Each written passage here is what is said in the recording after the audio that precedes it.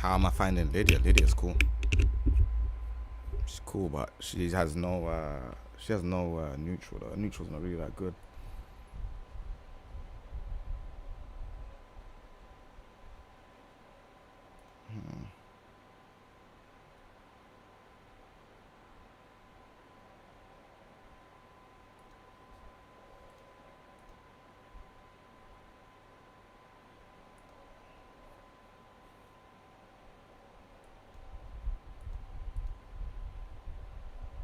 Okay, cool. So I'm trying to make sure that everything is okay.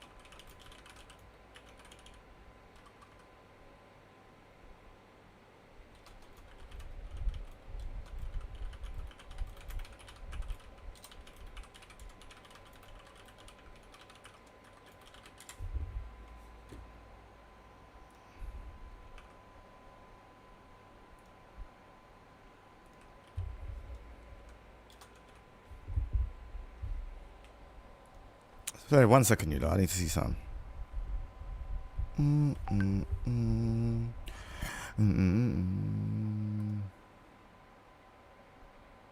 I agree, man. It's the one thing I'll double jump. Marvel 2. Double jump. Can we see double jump? Yeah. Number four. All right, Kizzy, name us a fighting game term that begins with double. Double Dragon. That was a fighting game back in the day for Neo Geo. All right, is Double Dragon up there? I'm sorry, Kizzy. I'm sorry.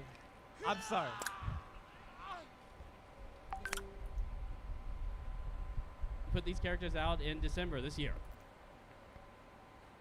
What's going to happen necessarily because of the things that are currently developing? Since the game is so new and some of the things have changed in it, you're constantly growing and evolving and kind of adjusting to what you used to know. Because some of this stuff is just so... We got Nemo as well. A very storied. Oh, okay, we're just getting right into it. They got. I believe up next, if we're going down the line, we should have. Oh, actually, before we do that, we're gonna have to. Like the most Shoto-y Shoto in the game so far. Yeah, you are completely right. And look at this.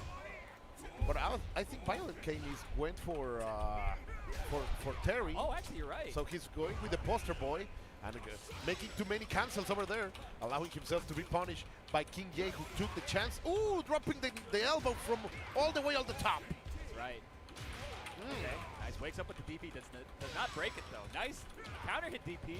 Almost got a good conversion to King J. Looking pretty strong right now.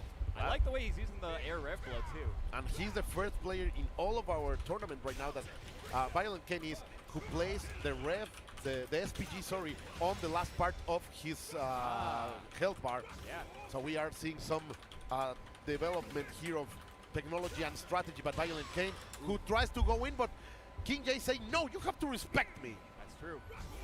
Yeah, so I'm gonna have to watch the Evo stuff later on. What's going on though? You lot saying? Adam Gibbs, what's good, man? What's going on? We're trying to do multi-stream again. I'm on Twitch and YouTube at the same time, so yeah, we're trying to see how that goes. There's a video I did I was meant to do that I haven't done yet, and then we're gonna get into some Tekken. We've got a new idea. We're not playing ranked today. We're gonna do something completely different. And I don't think you lot would be even able to guess. But we're gonna do something completely different. Okay, first things first. We're gonna do something for the viewers today. So if you are on here and you're watching, yeah, man, you lot can be able to join in on this. If you have Tekken 8, it should be cool as well. I'm completely boiling in here. It's really hot in the studio at the minute. So you're not going to have to bear with me even if I'm tired.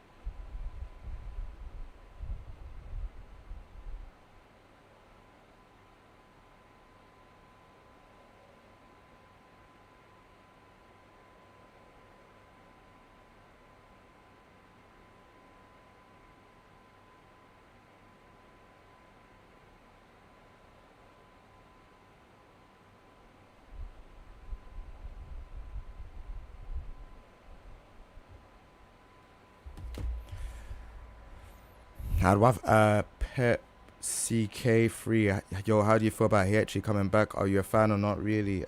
Truthfully, I'm not really a fan. That is actually something that I personally feel is needed. I feel like hold on 1 second. Hey Jay Bars, you didn't say what's up to me. Is it Tekken Ball? Bro, I'm on YouTube and Twitch at the same time. Just because I haven't said what's up to you doesn't mean that I'm not going to get round to you. You just have to be patient. You have to be patient. Back to Pepsi K3. Yeah, I'm not really a big fan. I felt like they could have left that as like a kind of like a comeback card. I felt like we was good with Reina and Kazuya and Jin being like rivals, and Reina this mysterious person involved in a mix. Like, I felt like that was great. But now that we have Heihachi, and it's weird. Like, I personally don't like it. It's a good question though. It's a good question because I feel like, hold on, is the fan loud? Can you like hear the fan? I don't think I could do any better than that. But yeah, nah. We'll answer that question anyways. But yeah, the fan is on because it's like, if I show you right now, it's like 92.8. Right? The weather's ridiculous in it. It's so hot. But yeah, in answer to your question, how do I feel about Heihachi coming back? Am I a fan or not really? I feel like Kazuya and Jin fighting off against each other was good, and it just being a clear like good guy and a bad guy was good. And then obviously Reina being in the mix, I felt like that was great as well. But I felt like Reina was kind of like the replacement for Heihachi, so I kind of like that. I didn't really like the fact that they've brought the character back. There's so many other characters that can come back. Do you know what I mean? I know people don't like Marduk, but Marduk is a Tekken character. Julia is a Tekken character. Even Lucky Chloe, I'm not really a big fan of Lucky Chloe, but even her, she's a Tekken character. There's so many characters they could have brought back, and I felt like bringing Heihachi back so early, it just wasn't a good move. Heihachi's meant to be that type of character that you bring back when, you know, season 2 or season 3 is going on, and yeah, like maybe you want to get some more sales. Like Heihachi could have came back later. I know I said that if I was to do Tekken 8, I would have probably made Heihachi be DLC, not DLC, sorry, as a pre-order bonus. Maybe they might have caught wind of me saying that and then put him as in the season pass.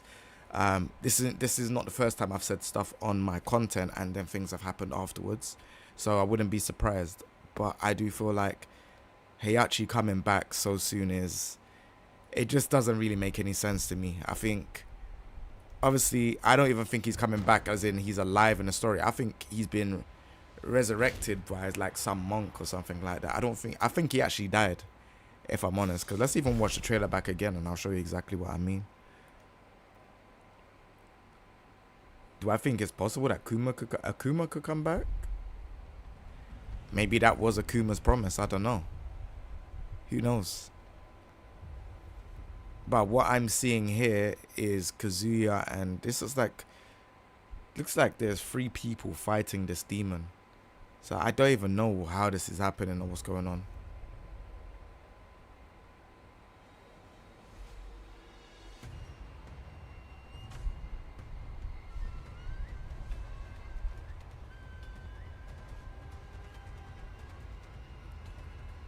So surfing the internet in heat is a crazy title. Why?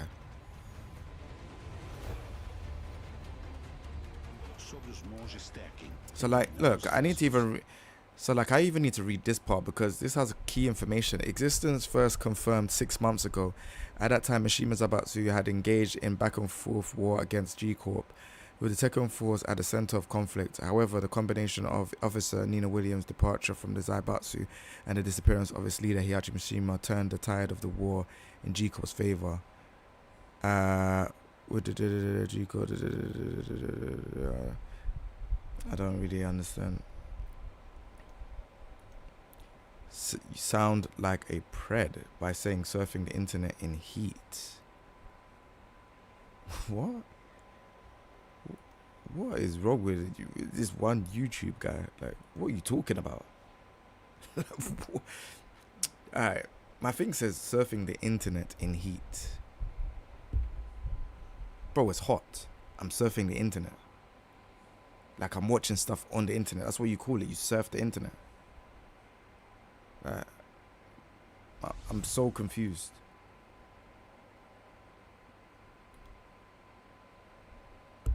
No idea. And I said that right at the start of the stream. It's hot. How can that mean that? Like, bro, I have no idea. Bro. I don't know where your mind is at, but yeah, it's definitely not with mine. So, no idea. But yeah, back to what I was saying. So it says, turn the tide about. With the chain of command thrown into chaos, G-Corp used the opportunity to launch a large-scale attack on the Zaibatsu. In one fell swoop, G-Corp's imminent victory was secured with its crushing defeat of the Zaibatsu in the North America front. The Mishima Zaibatsu long-feared collapse at the hands of the G-Corp brought the war to its conclusion. Yet G-Corp has continued its worldwide invasion nevertheless. Okay. See, I'm trying to read this next bit. Upon our renewed efforts to regroup and launch counterattacks, a mysterious group of warrior monks arose. Faced with elusive and repeated surprise attacks by the monks, numerous of our troops were left without recourse and subsequently destroyed. Those who survived risked life and limb to bring back what little intel they had. From what we have learned, these fighters have taken the alias of the Tekken monks, and we have confirmed that they utilize techniques reminiscent of those from the Mishima style fighting karate. Oh yeah, so if I saw this, I probably would have known. As such, it cannot be ruled out that they may have close ties with a Mishima clan. The fact that the group is singly targeted of forces cast doubt on the theory that they may be connected to G-Corp. But I just saw G-Corp, but I didn't see the rest. Okay, fair enough.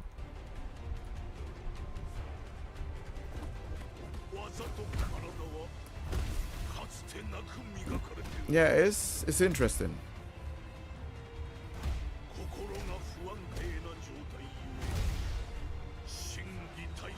But I do remember the voice actor has changed, isn't it? Because the voice actor for Heihachi passed away. Rest in peace. But yeah, it makes sense.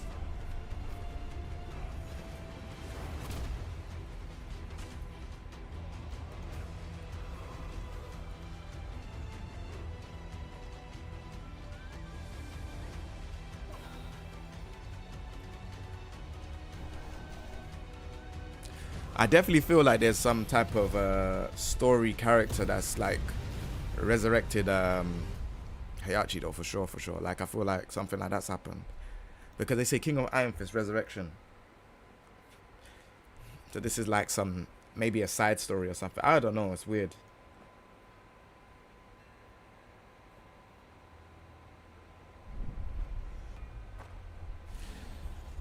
Yeah, it's the fighting monk symbol. That's Heihachi's new group.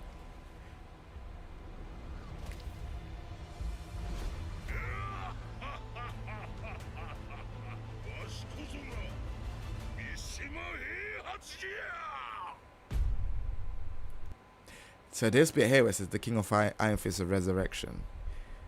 When you resurrect something, that means you bring something back to life, right? So this is the key word for it. Somehow he's being brought back to life. That's what I think has happened. I think he was actually dead. There's that huge possibility.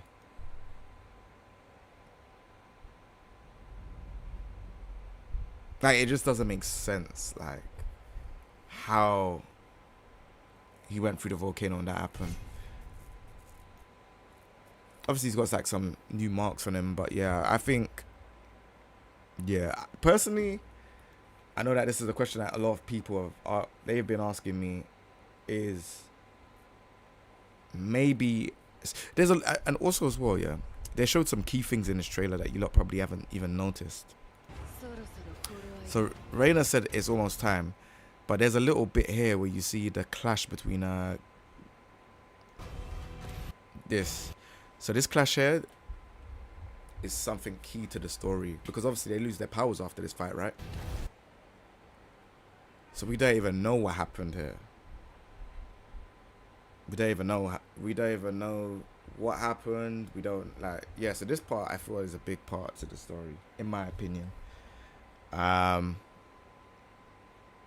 Yeah, I honestly feel like with this whole Heihachi thing, I think it's definitely damage. I feel like it's damage control. I think Marduk and Fakaram was scheduled to be there, but I feel like because the game was new and everyone kind of knew what's going on, I felt like maybe they kind of slowed down on the Lydia release, which is why we never got a release date for Lydia. So that's what I think personally. But I feel like maybe the last character might be Lucky Chloe. If they really want to make people excited, they should probably put Bruce. But I don't think Bruce is going to be in.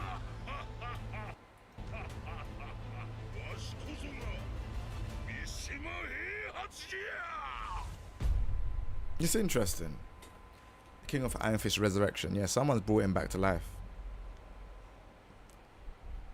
It's very interesting why they did that. The King of Iron Fist Resurrection. But yeah, let me know what you lot think, man. I don't know. That's what I think about it. Anyways, I don't think he should have. They should have kept him till the end, like maybe season 3, season 2. Then we could have been like, raw. Like now, people ain't gonna care about Reina. Most of the people that played Heihachi before, they were playing Reina. Now they're gonna move over back to Heihachi. And this is like the first time we have a Mishima as a DLC. Like having a Mishima as DLC is all types of crazy. Like all types of crazy. Like I wouldn't want to fight a Mishima DLC. You just don't know. Obviously, you know how their balancing is with DLC is in this game. But so far, Eddie and Lydia ain't been that bad. Do you know what I'm saying? They ain't like top tiers or anything like that. They're just very annoying characters to fight against. But Heihachi, yeah, he's gonna have something stupid for sure. Love you, Jay. You're awesome. Appreciate it, Raul. Appreciate it, man. Okay, cool. So there's a video that I wanted to watch. So it wasn't even this one. So my bad. It's this IGN one. I kind of skimmed through it, but I didn't see all of it. So I want to watch this properly. So you lot can watch it with me, man. We'll do a reaction to it right now. It's the King J back with another video. So this is a video from IGN. And this is entitled Heihachi, Guest Characters and the Future of Tekken 8 EVO 2024 Interview. Now, me being a Tekken content creator and a fighting game content creator, it's only natural that I should watch this video and see what they're saying, because I do want to know what the future is for Tekken 8, so let's get into it.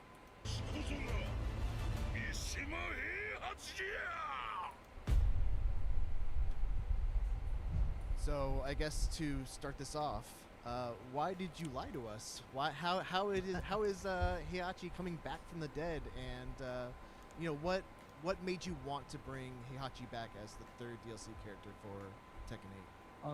嘘をついたつもりはなくて He didn't mean to lie or anything about that. It was, Tekken 7, really focused on the story arc between Heihachi and his son Kazuya, and so we really wanted to show that kind of final conclusion.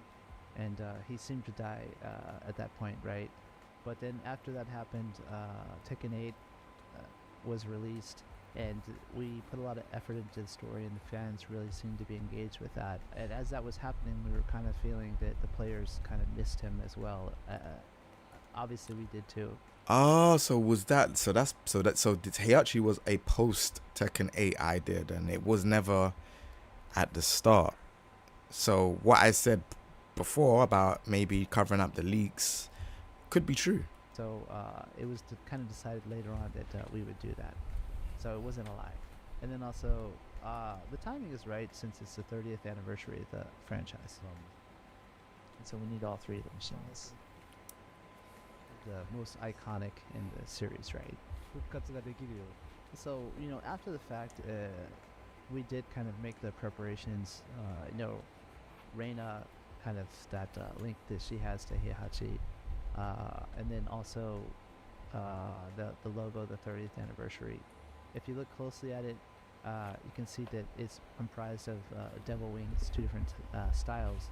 But if you take a step back and look at it, it actually looks like the silhouette of Heihachi's face, right? So we were doing some of the preparations in the background. I know it's early, but can you tell us a little bit about how this Tekken 8 version of Heihachi will be different from previous iterations, and maybe like how he will use heat to his advantage?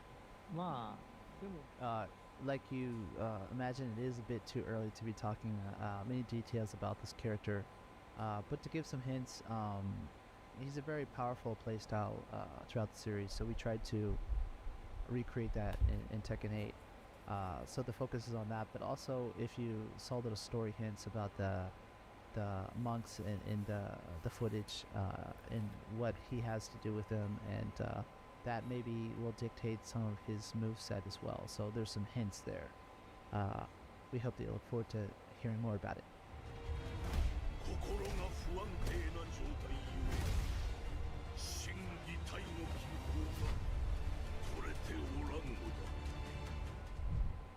So another thing that you've announced is this partnership with Chipotle and Nike. Can you talk a little bit about how both those deals came about? コラボレーション自体は It really is. What did they call it? Nike. Partnership with Chipotle and Nike. Can you talk a little bit about how both those deals It's called came Nike. about? No, I'm joking. It's Nike. It really is several different cases. Sometimes they approach us. Other times it's something that we ask of them. But there needs to be, the right conditions, such as.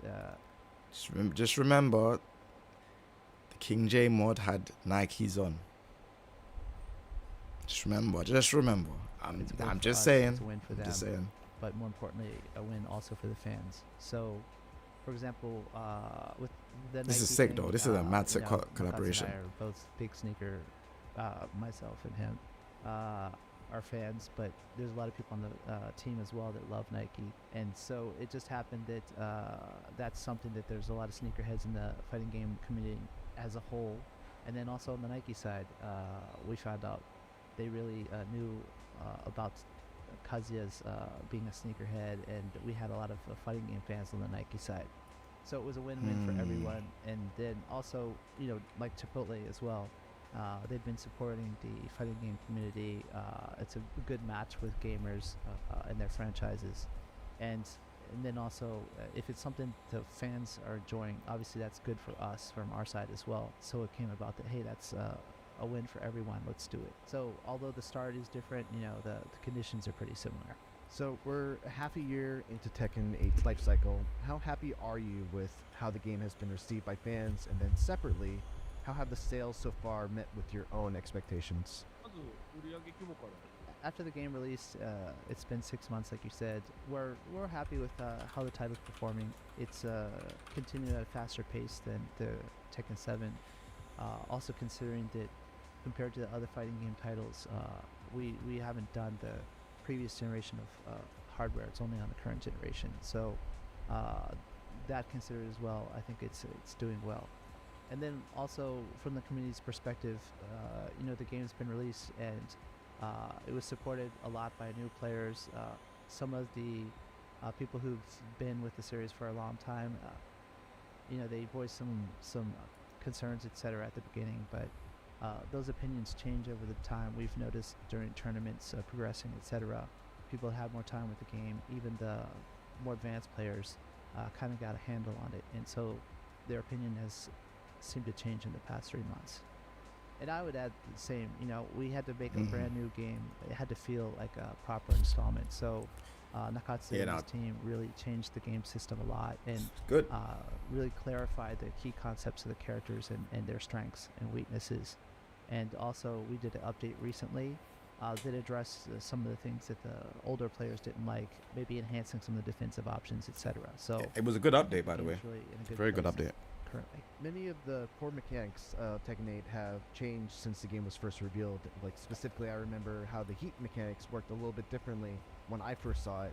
Now that you've had 6 months since release and have heard feedback from both casual players and top-level pros, do you envision any more sweeping changes to the core systems in Tekken 8, or even some new additions? Like you said, we've made some changes to the heat system after release. The reasoning being that although the concept was clear and we felt we achieved it, that it was very fun to be on the offense and to open up your opponent and to be able to do damage, etc. Was quite exhilarating, but we realized that some of the elements that people liked about a 3D fighting game, being able to have the defensive options of sidestepping or using that 3D environment to your advantage strategically, was a little bit weaker perhaps than in past installments. So with the update, like we were mentioning, we enhanced those features a little bit more. So we currently think that the game is in a good place, and there are no further, we've already announced this to the player base as a whole, but we don't plan on making any sweeping changes to the game system itself. We plan on proceeding with this, although we'll continue to be fixing bugs and things like that. And also, like we talked about today, some characters in Heat are ridiculous. About the product as a whole, adding new features or making quality of life improvements, trying to make it the best Tekken we can, since it is, after all, the 30th anniversary of the series.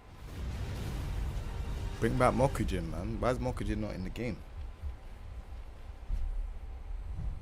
So Tekken has historically been a series that has included some kind of off-the-wall characters like Gon, Mokujin, Roger, Alex. Yes, Kuma, talk about it. Talk and your Panda. thing. Since Tekken 6, though, it's only really been Kuma and Panda representing that kind of character archetype. Do you think Tekken as a series has largely outgrown those types of characters? No. Or is there a chance that we could see those characters come back? So the strategy, the thinking behind the franchise hasn't changed. It's not like we're intentionally removing those characters per se. But if you really take a close look at how they were back in those iterations, it was more of like they were, we call them compatible characters in Japanese, which means like the moveset is another character and it's just the skin is different, right? So there are many of those characters in the past, not just the animals that I'm just going to say something. I definitely hear that, because obviously Roger does Tombstone, does a lot of the moves, obviously, but then Roger has like the down punch move, which is like down 2, and has a few other like of Roger's own moves, right? But I'm saying those characters like Roger, Mokujin, we love, like, the community love those characters as much as like Roger's really annoying. Roger and Alex are really annoying characters. We really love those characters. Like when I was first playing against like Roger and Alex, like the way how you had to get access to them was like you had to do a great on the 3rd stage, Tekken 2, and then you get to fight Roger or Alex in stage 4. Like that was sick. There was a requirement, and that requirement wasn't easy at the time. Do you get what I'm trying to say? So I am really, really excited like when I see stuff like that, because it's like, okay, you have to do this, there's a certain requirement. Now it's just like, oh yeah, you just play ranked, you just play whatever, and it's all good. Like, there's no survival, there's no time attack, there's none of these modes.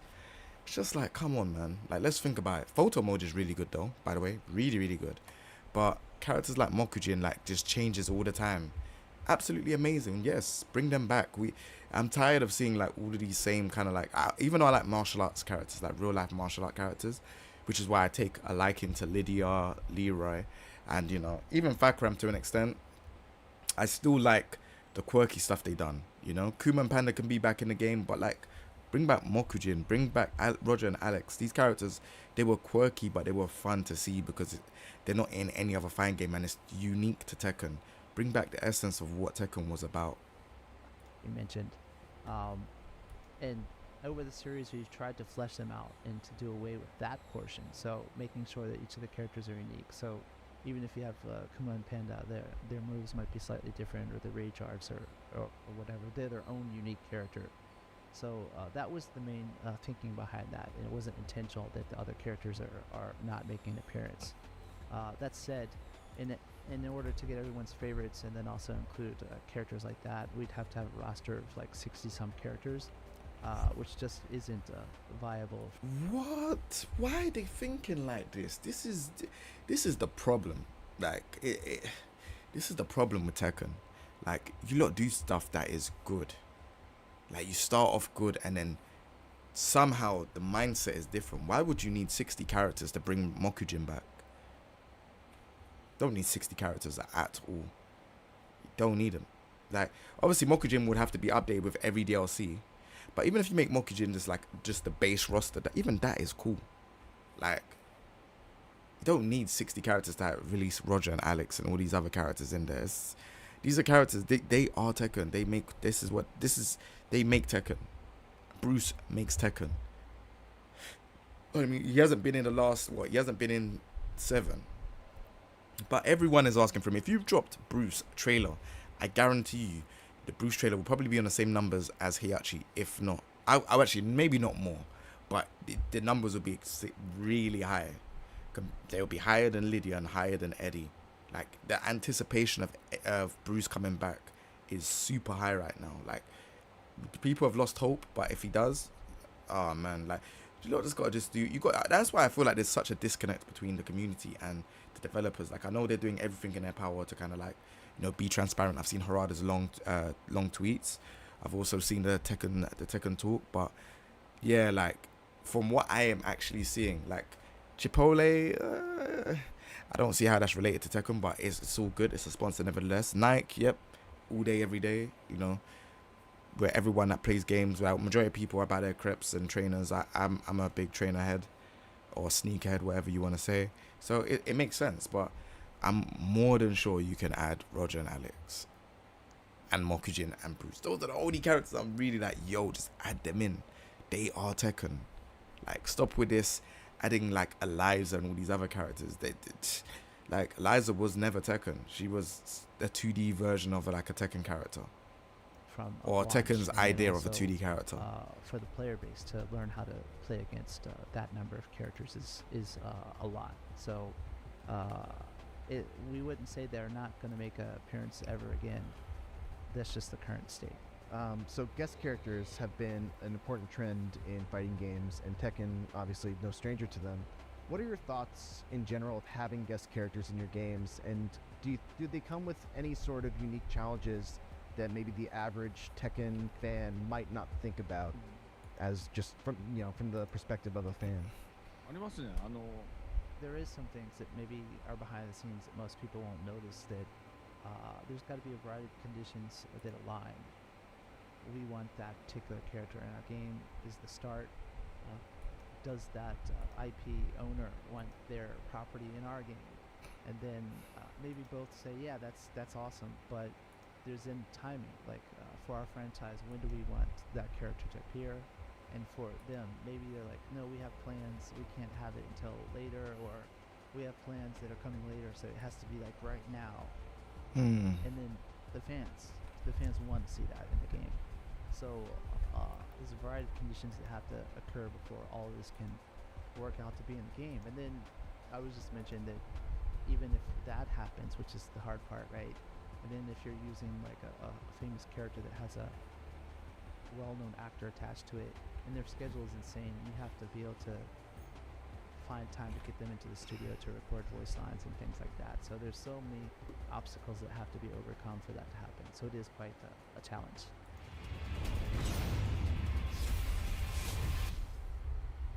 I wanted to ask you if you were familiar with the recent rise of creator-led team tournaments like the Sage Jam Slam, which I know you had a thing with yesterday. Again. Oh, the razor. Oh my god. And the CR Cup.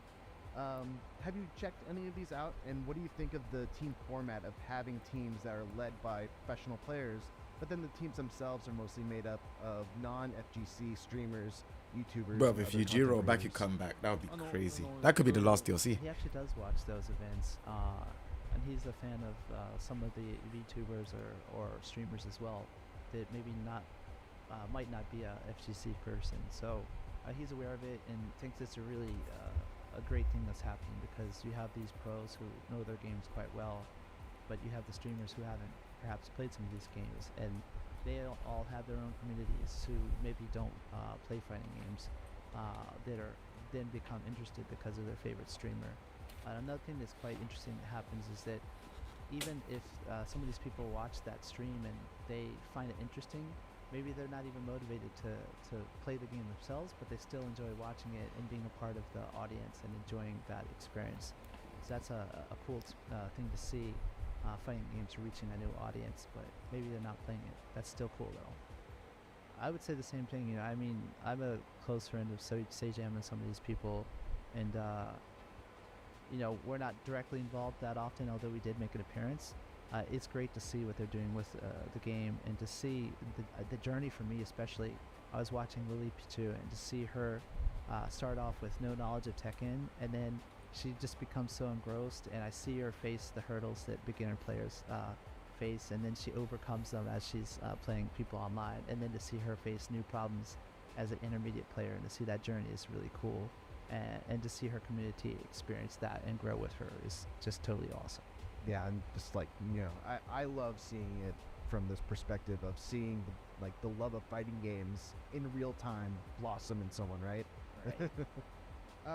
How was it launching on console and PC without an initial arcade release, and how has that changed the way you develop, and now how has it changed post-launch updating of it? That's a good question. Back in the day, it was, I guess you could say, a bit easier because we start off with the arcade iteration, which just includes the battle portion of the game.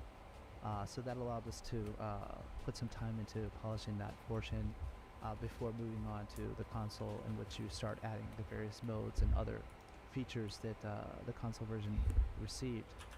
But since we don't have that now, it's like you have to provide everything from the start. You have to do the brand new game systems, all the stuff that goes into the console version. You have to polish them at the same time as well as create it. And it's just it's really intense. That said, back in the day with the arcades, there wasn't a worldwide connected internet and the fan base and all that, so the communities were really localized, and to get feedback it was very hard. You'd have to pretty much go to that location.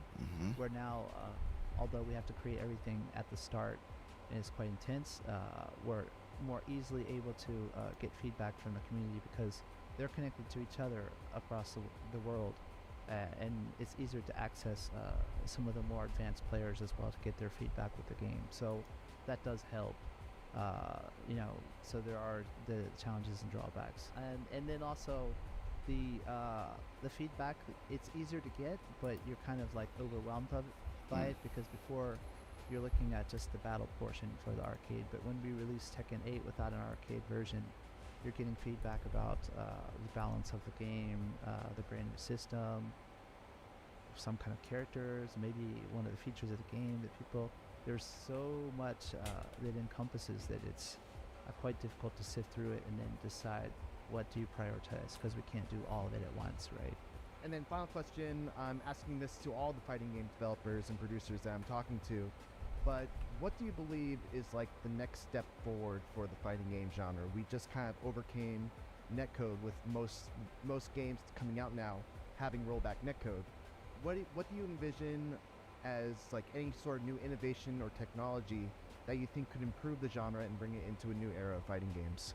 そうですね。まあテクノロジー Like you said, there's been various changes like rollback, etc. that change. But what he's looking for in particularly is maybe more of the community aspect and how that changes, because we've seen a change outside of games, just the internet as a whole and how people interact with each other and make friends, etc. That perhaps that will somehow make its way into fighting games. And there's kind of that earlier iteration, our fight rounds in Tekken 8 that you can experience that to some degree.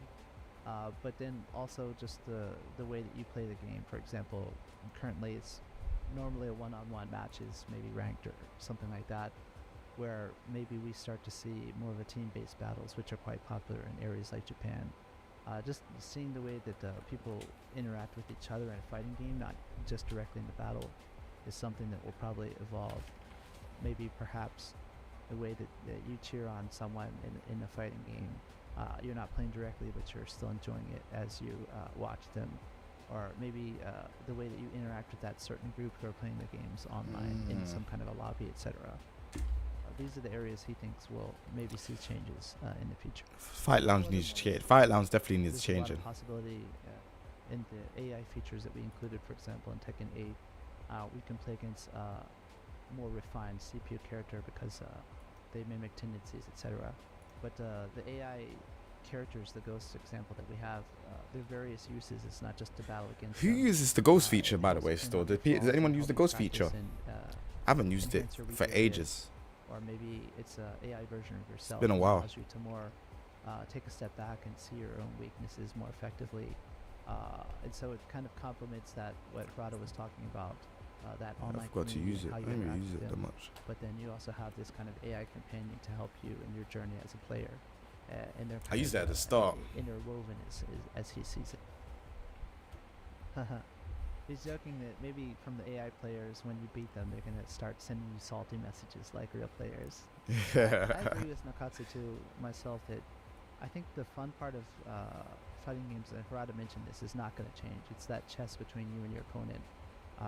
But we see that it's often hard to get people who have no knowledge of fighting games to get to that step where they find out why fighting games are so amazing. So I think like Nakatsu and his team, some of the things that they've done with the AI characters, or I don't think he talked about it today, but the replay against you and an opponent where you can see that, but then you can practice a certain iteration. Yeah, that replay feature is amazing. It helps people get to that point where they can enjoy the chess. It is some of the evolution we're going to be seeing as well. Okay, fair enough. Alright, so just by that, they're basically saying that those characters that were in Tekken before, they're not coming back for now. They're looking forward to new features, which is cool. Yeah, I didn't really get much from it in terms of but they're doing interviews. I'm happy with that, and we've got Tekken Talk when it does come. I wish to see Tekken Talk more regular rather than it just be when a new character comes out. But we'll see what's going on, man. I'm really happy that they're moving in a different direction. It might be slow. I think fighting games are always slow when it comes to gaming and just doing certain things the right way. But they're moving in the right direction, so it is what it is, man. We'll see how it goes. We'll see how it goes for sure.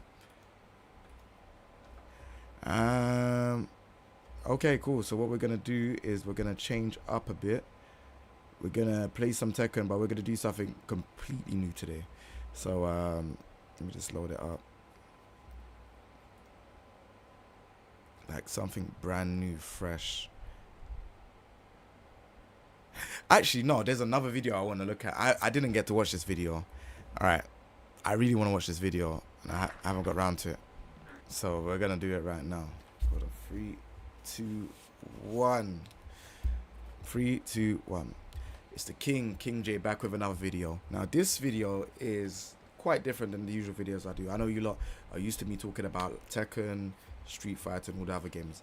But this is a different type of console. This is the Sony PSX DVR. Now, I know a lot of you have not seen this. They didn't release it over here either. I've seen it in EGX one time, and I really wanted to know more about this console. So I looked out for a video that is made by a content creator called Modern Vintage Gamer. So what we're going to do is we're going to watch that video and see what the PSX is actually about and why it didn't come over to the UK. So yeah, let's hear it, man.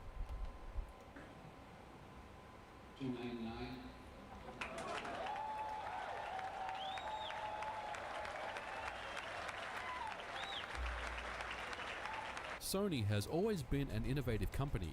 For more than 20 years, they have been leaders in the console industry. By the time the PlayStation launched in the USA in 1996, it had already sold 1 million units in Japan. And as we know, the PlayStation 2 is still the highest selling console of all time. But things haven't always gone their way. They've also had some spectacular failures over the years. Remember the Ibo Dog or the E-Villa? My older viewers probably even remember Betamax. More recently, witnessed the non-starter that was the PlayStation TV. Damn. Back in 2003, Sony released the PSX in Japan. The what now? The Sony PSX? Isn't that just the PlayStation 1, I hear you ask? The answer is no. The thing is, I actually saw this in EGX and I was like, what is this console? I've never seen this a day in my life. I heard of people saying PSX before, but I thought that was actually the PlayStation 1. So I was like, nah, we need to watch this video. I need to get my knowledge up on this. The PSX is a hybrid digital video recorder or DVR combined with a PlayStation 2. Released just before the holiday season in 2003, it was to be used as a general-purpose consumer device meant for the living room rather than... Damn, wait one second. Released just before the holiday season in 2003. So it had like the PSP user interface. That's kind of crazy. It was to be used as a 160 gigabyte and a 250 gigabyte version. General-purpose consumer device meant for the living room rather than a dedicated game system. It was even rumored that the PlayStation 2 hardware was added at the last minute right before launch. This rumor is backed up by the fact that Sony Corporation marketed the machine and not Sony Computer Entertainment. And it was a total flop, being discontinued in Japan in early 2005.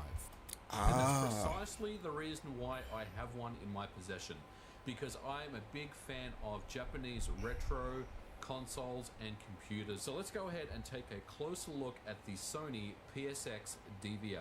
Damn, he has one. So this is the Sony PSX DVR, a hybrid video game system and digital video recorder. My model, the DESR 5100, comes standard with a 160 gigabyte hard drive installed. There were 8 configurations of the device, all... Damn, hold on. There's 8 configurations. Hold on. We're going to move my head out of the way so you lot can see this. This is actually crazy information. I didn't know nothing about this.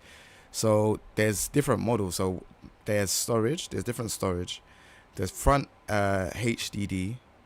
So that's front hard drive, access light, iLink port. So iLink port is like when you can play the same game on multiples of consoles. So like they had it for Gran Turismo.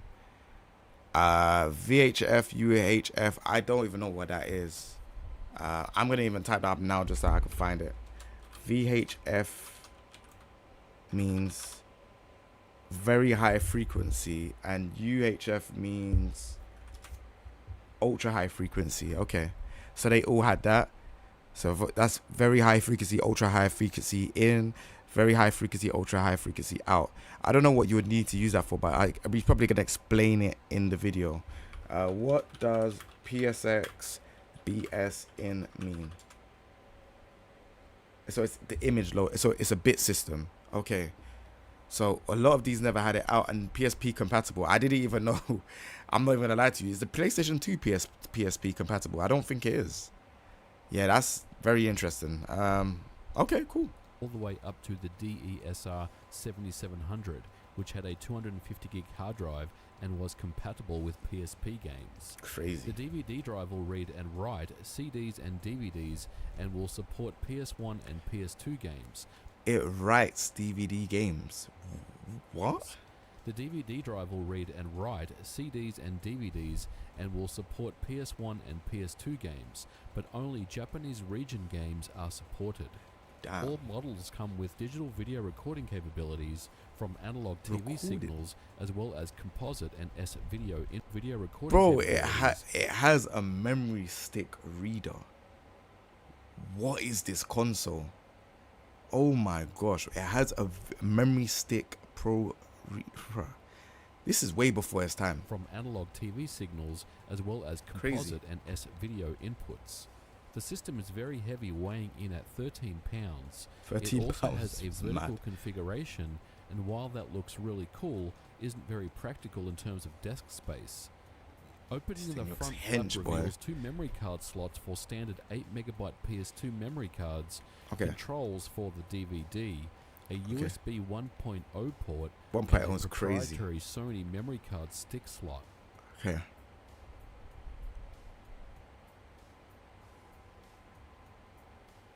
Turning the system around reveals a myriad of connectors. From right to left, we have 2 standard PlayStation 2 DualShock connector ports. So you 275. Hold on a minute. So you plug the controller from the back. Ah, that makes sense. Curtis says, this explains why emulators have PSX ISOs. I thought that was just the abbreviation they came up with a PlayStation 1 and 2. Bro, I'm telling you, I didn't understand what PSX was, what it even meant. Like, but it's starting to make sense watching this. Like, I'd never heard of this console before. I've just heard when people say PSX, oh yeah, it's a PSX. I'm like, can someone tell me what PSX is? Like, I was just automatically thinking that, okay, it's just PlayStation 1, but now it makes so much sense. 5 OM BNC connectors for TV and pass-through. An S-video input and output. Next to that, a composite input and output. This next connector is the Japanese-style D terminal, which can provide an RGB signal out of the PSX DVR. To the left of that, we have the optical digital audio output, a standard Ethernet port, and then the power connector, which requires 100 volts of AC out of the wall. When you power up the unit, you will be greeted with a unique PSX boot screen in blue, and you will notice a very familiar dashboard. PSP. The cross media bar is a user interface that was used in both the Sony PlayStation 3 and PSP. This is the very first iteration of the interface, and Sony had... Do you know what's crazy? That's what they call it when I had a PSP. They call it a cross MB, and a cross MB is a cross media. Ugh, bro, this is so crazy. Like, it continued to use the XMB for many years later, not until the Sony PS Vita and PlayStation 4, when the XMB or cross media bar was phased out. As mentioned, only the Japanese region PS1 and PS2 games are supported. The front-loading DVD drive is a slick mechanism, but it's a little noisy at times. Simply pop the disc in the drive as you normally would, and either reboot the system to auto-boot the disc, or launch it from the XMB menu, just in the same way you would launch a PS3 or PSP game. Damn. Given the fact that this system has dedicated PlayStation 2 hardware, games run exactly as you would expect.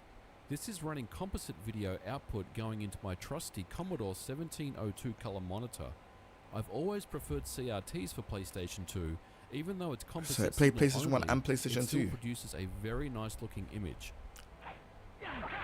Alright, just for clarity, there was I don't think there was any PSX only games. I feel like this was a PlayStation 2 before PlayStation 2 became what it was. So I just want to make that clear. Like, so the PSX was in between that era. Or at least I think so. He will probably say later on. It's Last Blade. This game's a classic. Yeah, this is probably a prototype, so let's basically. Take a closer look at the DVR functionality. In this demonstration, I've hooked up a cheap clone Super Nintendo console to the composite inputs in the back of the unit. As you can see, I can now capture video footage and record and save it to the internal hard disk. Gosh. The DVR functionality works very well, and I couldn't notice any stutter or drop frames at all in my tests. Back when audio TV signals were around, you could use this device as a DVR to capture TV shows like you normally would. The system comes complete with a TV guide listings page where you can schedule recordings too, but obviously none of this works anymore. And because the system comes complete with a DVD burner, you can easily burn any captures you've made to a DVD. That is crazy. And this console failed. How? So the Sony PSX was certainly innovative and a really nice looking machine, especially something that you would put into your entertainment center in your TV room. But unfortunately, it was plagued with so many problems. The hard drive in this unit is encrypted to the console, and the encryption has not been defeated as of 2017. So if your hard drive does fail, you have no way of recovering the unit. You've effectively bricked your console, so there's nothing you can do about it. Now, the second biggest problem is heat. Now, heat is a big issue with this unit. Now, there is some very subtle ventilation on both sides of the case, but this thing is essentially like throwing a towel on an Xbox 360. It gets extremely hot inside. And when you've got the DVR working, or the DVD burner working, or the hard drives working, you're generating extra heat. And eventually, like the hard drive, something is going to fail. And more often than not, I've seen issues where these units don't even start anymore because of some power supply issue, or some hard drive issue, or some heat-related issue that's caused a problem. Now remember, the DVD drive has a combination DVD burner and reader.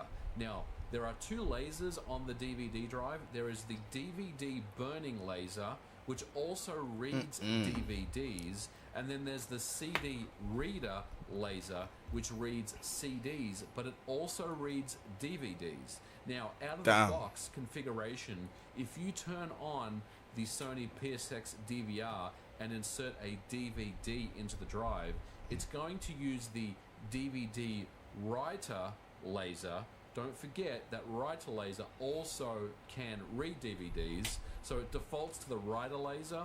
Now, unfortunately, the writer laser is prone to failure. Many times when you see Sony PSX DVRs for sale, a lot of the times you'll see the ad will say it reads CDs, but it doesn't read DVDs. And this is because the DVD writer laser has burnt out. So the question now becomes, why would you even consider owning a Sony PSX DVR, considering all the issues that they have?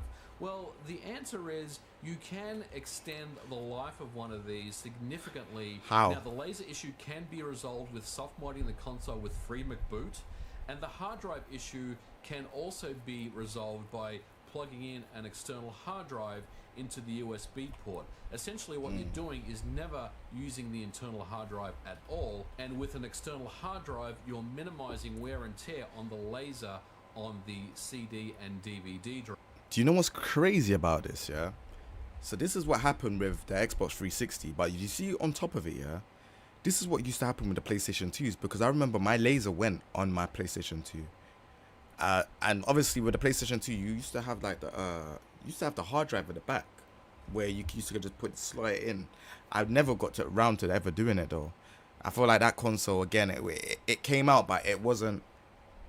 I don't feel like people knew what that console was meant for, other than to play games. Like, see all this other stuff that they're showing us now. This was kind of like the stuff that's in PS2 already. Like, you used to be able to slot hard drives and just play games and all of that madness. It's crazy. Drive. So let's go ahead and take a look at how we can soft mod a Sony PSX DVR. Now, I'm assuming you have some familiarity with FreeMcBoot on a PlayStation 2. To soft mod a Sony PSX, you will need a spare PlayStation 2 with FreeMcBoot already installed on it, or a way to launch the FreeMcBoot installer on a regular PS2. You'll also need an 8MB memory card and a USB key. First, download the FreeMcBoot installer files. I'll leave a link in the description below on where to locate this. Extract these files onto a USB key. It takes around 20 seconds or so to do this.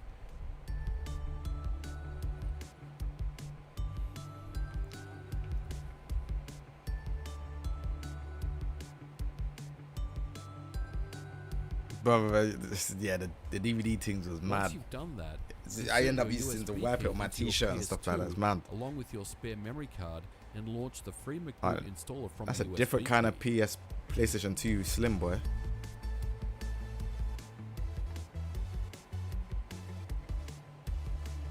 No, it's the same games as PlayStation. You can play PlayStation 1 and 2 games on. After a second or so, you will be in the installer. Now the trick here is to press R1 on your controller and you will see a dedicated free McBoot PSX installer option. This is specifically for Sony PSX DVRs. Go ahead and install this on your memory card and follow the on-screen instructions. Once complete, insert your memory card into the PSX, and when you power the system on, holding down Start will launch into the free McBoot configurator. From here, we can assign buttons on the controller to launch different things when we power on the unit. For example, I've assigned Circle to load Turn up the desktop. Okay, hold PS2 on. loader, or OPL for short. I'm also using 128GB SanDisk flash drive for my backups that I will be using. Please note, however, if you are using an external hard drive in the USB port, sometimes cutscenes in games will stutter as USB 1.0 isn't fast enough to stream data to leaders in the console industry. Unit. The free McBoot this is the most viewed part of the thing. Controller to launch different. Do you know what's crazy? Sorry, I wanted to find out because like I want to see the different speeds between USB. Different speeds between USB 1 and 2 and 3. So they say USB. Let me just show you like this here. So USB 1 could only do 1.5 megabytes per second. Imagine that. 1.1 was 12. 2.0 was 480 megabytes. 3.0 is 5 gigabytes. 3.1 is 10 gigabytes. Do you know how interesting that is? So imagine 1.5 megabytes is not enough. But 5 gigabytes is, bruh, technology it's gone such a long way. Things when we power on the unit. For example, I've assigned Circle to load the Open PS2 loader, or OPL for short. I'm also using 128GB SanDisk flash drive for my backups that I will be using. Please note, however, if you are using an external hard drive in the USB port, sometimes cutscenes in games will stutter as USB 1.0 isn't fast enough to stream data to the PSX's internal memory. Crazy. And that completes the soft mod. Now we can launch and play original games on the DVD drive as well as backups on the external hard drive via the USB key. This is bonkers.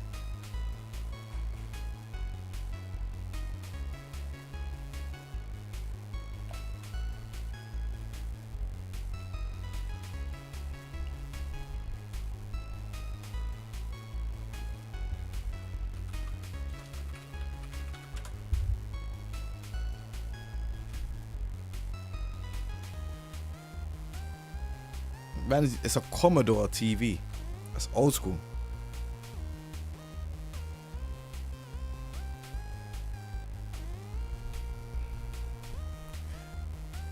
Now the video's on good volume.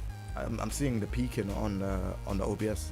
You just have to turn up your volume for the people watching on Twitch and YouTube. So, in conclusion, is it worth picking up a Sony PSX DVR? The answer is probably not.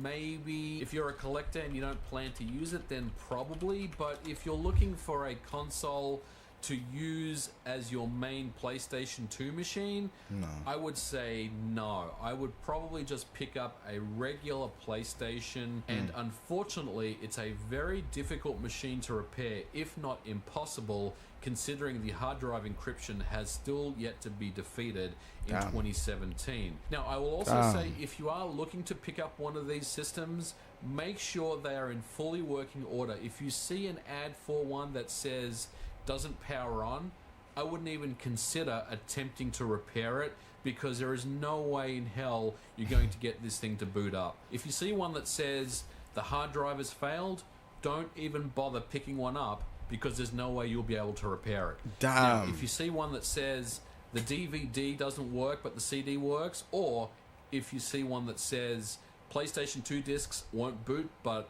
PS1 or PS2 CDs will work, then that's something you can salvage by soft modding the machine, as you saw in this video. I wouldn't pay more than $50 to $80 for a unit like that. Ideally, what you're looking for is one that's in perfect working order. Eventually, this system will break down, and unfortunately, it's a very difficult machine to repair, if not impossible. Alright Guys, I hope you enjoyed this video. Let me know what you thought about it in the comments below. W mans for that As video. always, don't forget to like and subscribe, and I'll catch you guys in the next video. Bye for now. W.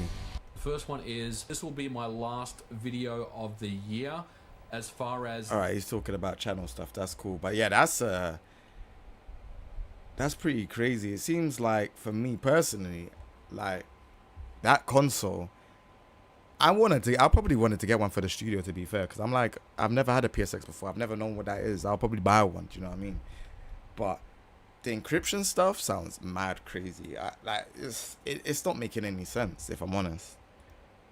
Like, he's saying nobody cracked the encryption, and that's 2017. This video's probably an old video as well. But like, up until now, no one's cracked the encryption. It sounds crazy.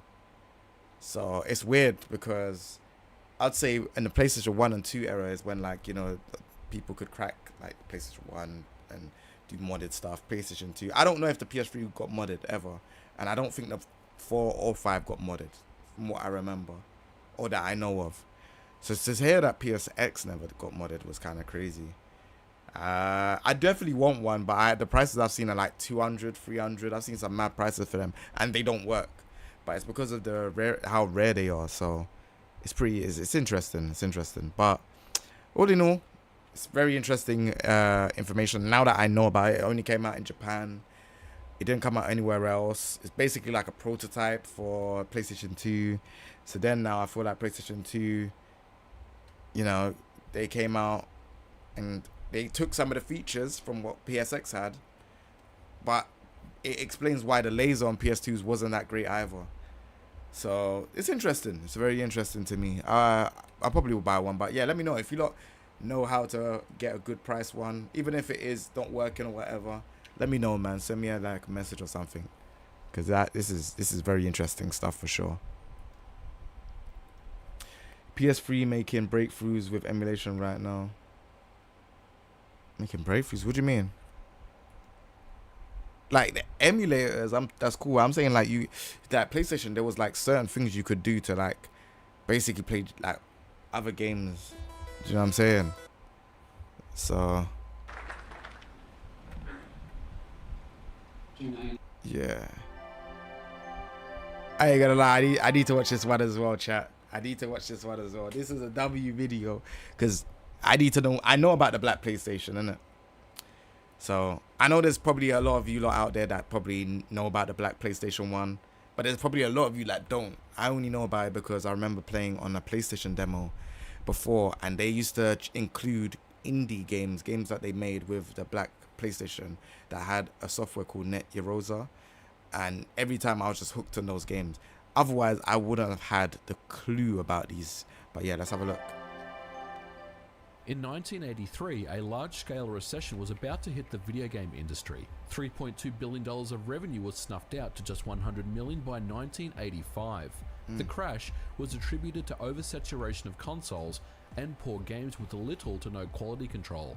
But this crash only really existed in North America. Over in the UK, the video game industry was thriving. Thanks to home computing, the crash didn't exist. Blockbuster Game and then consoles places like there. the Atari VCS weren't popular in the UK at all. Instead, it was the ZX Spectrum, the Commodore 64, the BBC Micro, and Amstrad with the CPC line.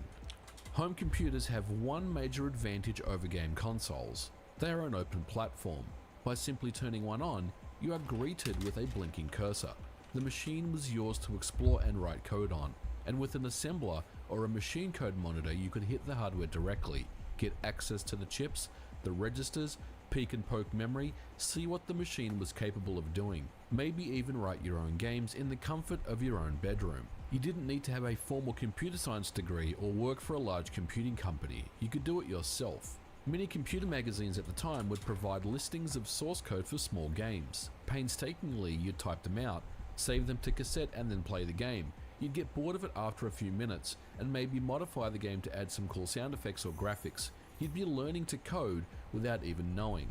At the time, publishers such as Ocean Software, Codemasters and Mastertronic would pay good money for games. I forgot about the bedroom Codemasters. coder That's crazy. is part of the fabric that made 80s home computing in the UK. Many industry legends got their start from the magazines and coding out of their bedroom. Grassroots homebrew development would push the industry and drive innovation in games. Back then, programming was accessible and making games was fun. But eventually 8 and 16-bit home computers had phased out and the landscape shifted to game consoles. The bedroom coder no longer existed. Companies like Nintendo and Sega had very strict publishing restrictions and meant that their game consoles were a closed platform. The price of development kits also ran into tens of thousands of dollars.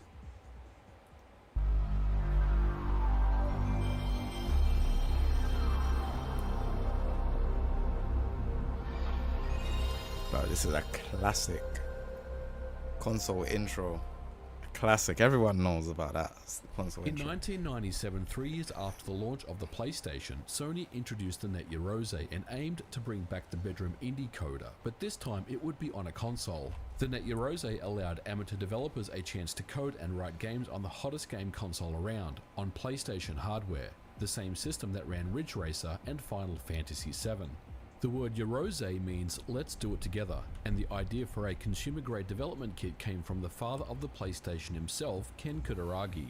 The idea was to bring back the bedroom coder, the hobbyist, the two friends working out of their garage, and come up with something innovative and cool. In some ways, Sony's ties to indie development can be attributed to the home computing era in the UK. Popular games developer Psygnosis was one of the very first acquisitions by Damn, you know, I typed in Google, what does Yaroze mean? And it actually means let's do it together. I like that name. Known for Wipeout, Lemmings, Colony Wars and the Formula 1 series, Psygnosis started out in 1986 making high-quality games for the Commodore Amiga. But the core group of coders in Psygnosis all originated from Imagine Software, a very well-known British game developer that quickly rose to prominence but under mounting financial pressure closed its doors in 1984. Although Kutaragi had approved the idea, getting it off the ground took some time and it took the Japanese some convincing. Paul Holman, the current VP of R&D at Sony, was in charge of the Yaroze UK division at the time, laid out the foundation. Paul grew up in the UK writing code on his BBC Micro in his bedroom, so his vision was to bring this to a 32-bit console generation, and also a way to bring in fresh new talent into the industry. Yeah, Tekken Post and Crash Bandicoot Sony's 1. Net Yaroze kickstarted homebrew and indie games development on consoles, long before the original Xbox was modded, and certainly before games development. Sony's Net Yaroze also a way to bring in fresh new talent into the industry. Sony's Net Yaroze kickstarted homebrew and indie games development on consoles, long before the original Xbox was modded and certainly before XNA appeared on the Xbox 360. The Net Yaroze was a gateway to a new world, and it was entirely legal. What are you hearing? I don't understand. Laid out its doors in 1984. Although Kutaragi had approved the idea, getting it off the ground took some time, and it took the Japanese some convincing. Paul Holman, the current VP of R&D at Sony, was in charge of the Yaroze. He's the past. Let me find out who this guy is. I would love to interview him. Hopefully, like, he's still alive and everything is all well, because this is a very long time ago. Paul Holman. I don't know how I'm gonna find him, but we'll try and see if we can find him. This is crazy. The UK division at the time laid out the foundation. Paul grew up in the UK writing code on his BBC Micro in his bedroom, so his vision was to bring this to a 32-bit console generation, and also a way to bring in fresh new talent into the industry. Sony's Net Yaroze kickstarted homebrew and indie games development on consoles, long before the original Xbox was modded and certainly before XNA appeared on the Xbox 360.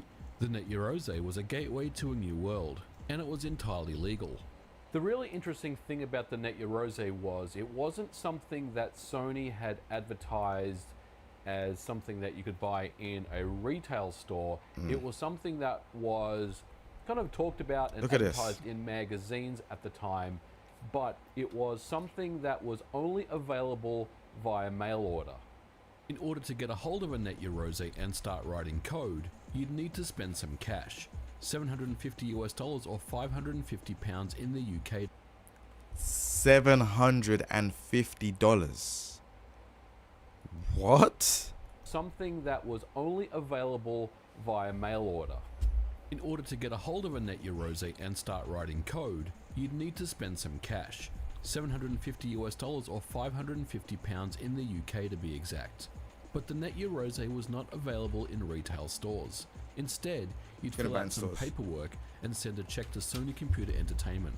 From there, you would get a response in a couple of weeks, letting you know that your interest had been registered and your order was being processed and would be sent in the mail. Whoa, wait. But the Net Yaroze was not available in retail stores. Instead, you'd fill out some paperwork and send a check to Sony Computer Entertainment.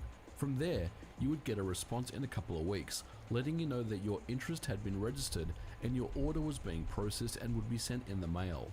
The money spent would allow you to become a Net Yaroze member and access all the bits you needed to write your own games. When your package finally arrived and you opened it up, you would find a special Net Yaroze PlayStation console, 2 controllers, an access key, a communications cable and a power cord. There was also a development kit, 2 CDs and manuals. Damn. The SDK uses GCC under DOS of all things.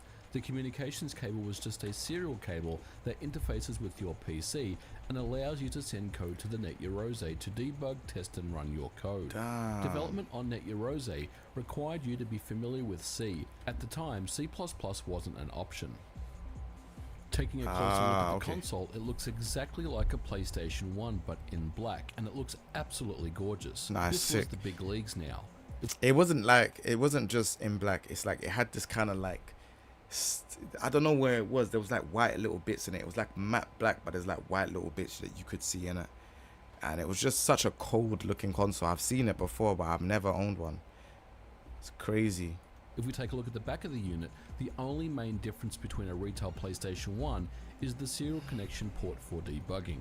And internally, it almost looks exactly the same as a PlayStation 1 motherboard, albeit with some slight differences and modifications. The Net Yaroze also has different boot ROMs, lacks region lockout, and has a different encryption scheme. The access card is essentially a dongle and is placed into memory card port 1. Its usage is to boot programs that were loaded from the PC.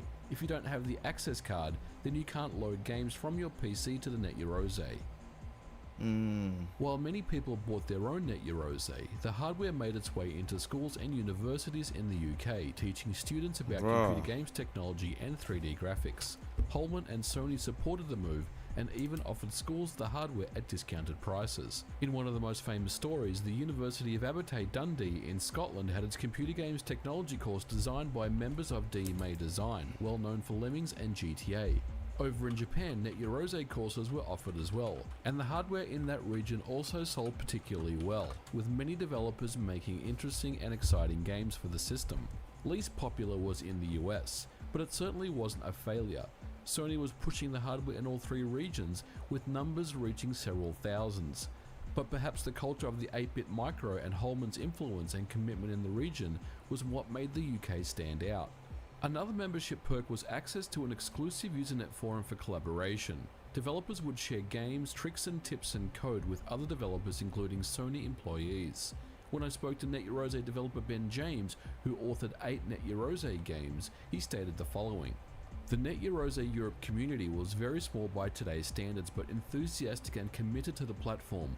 We communicated via Usenet groups set up by SCEE, especially for Net Yaroze developers.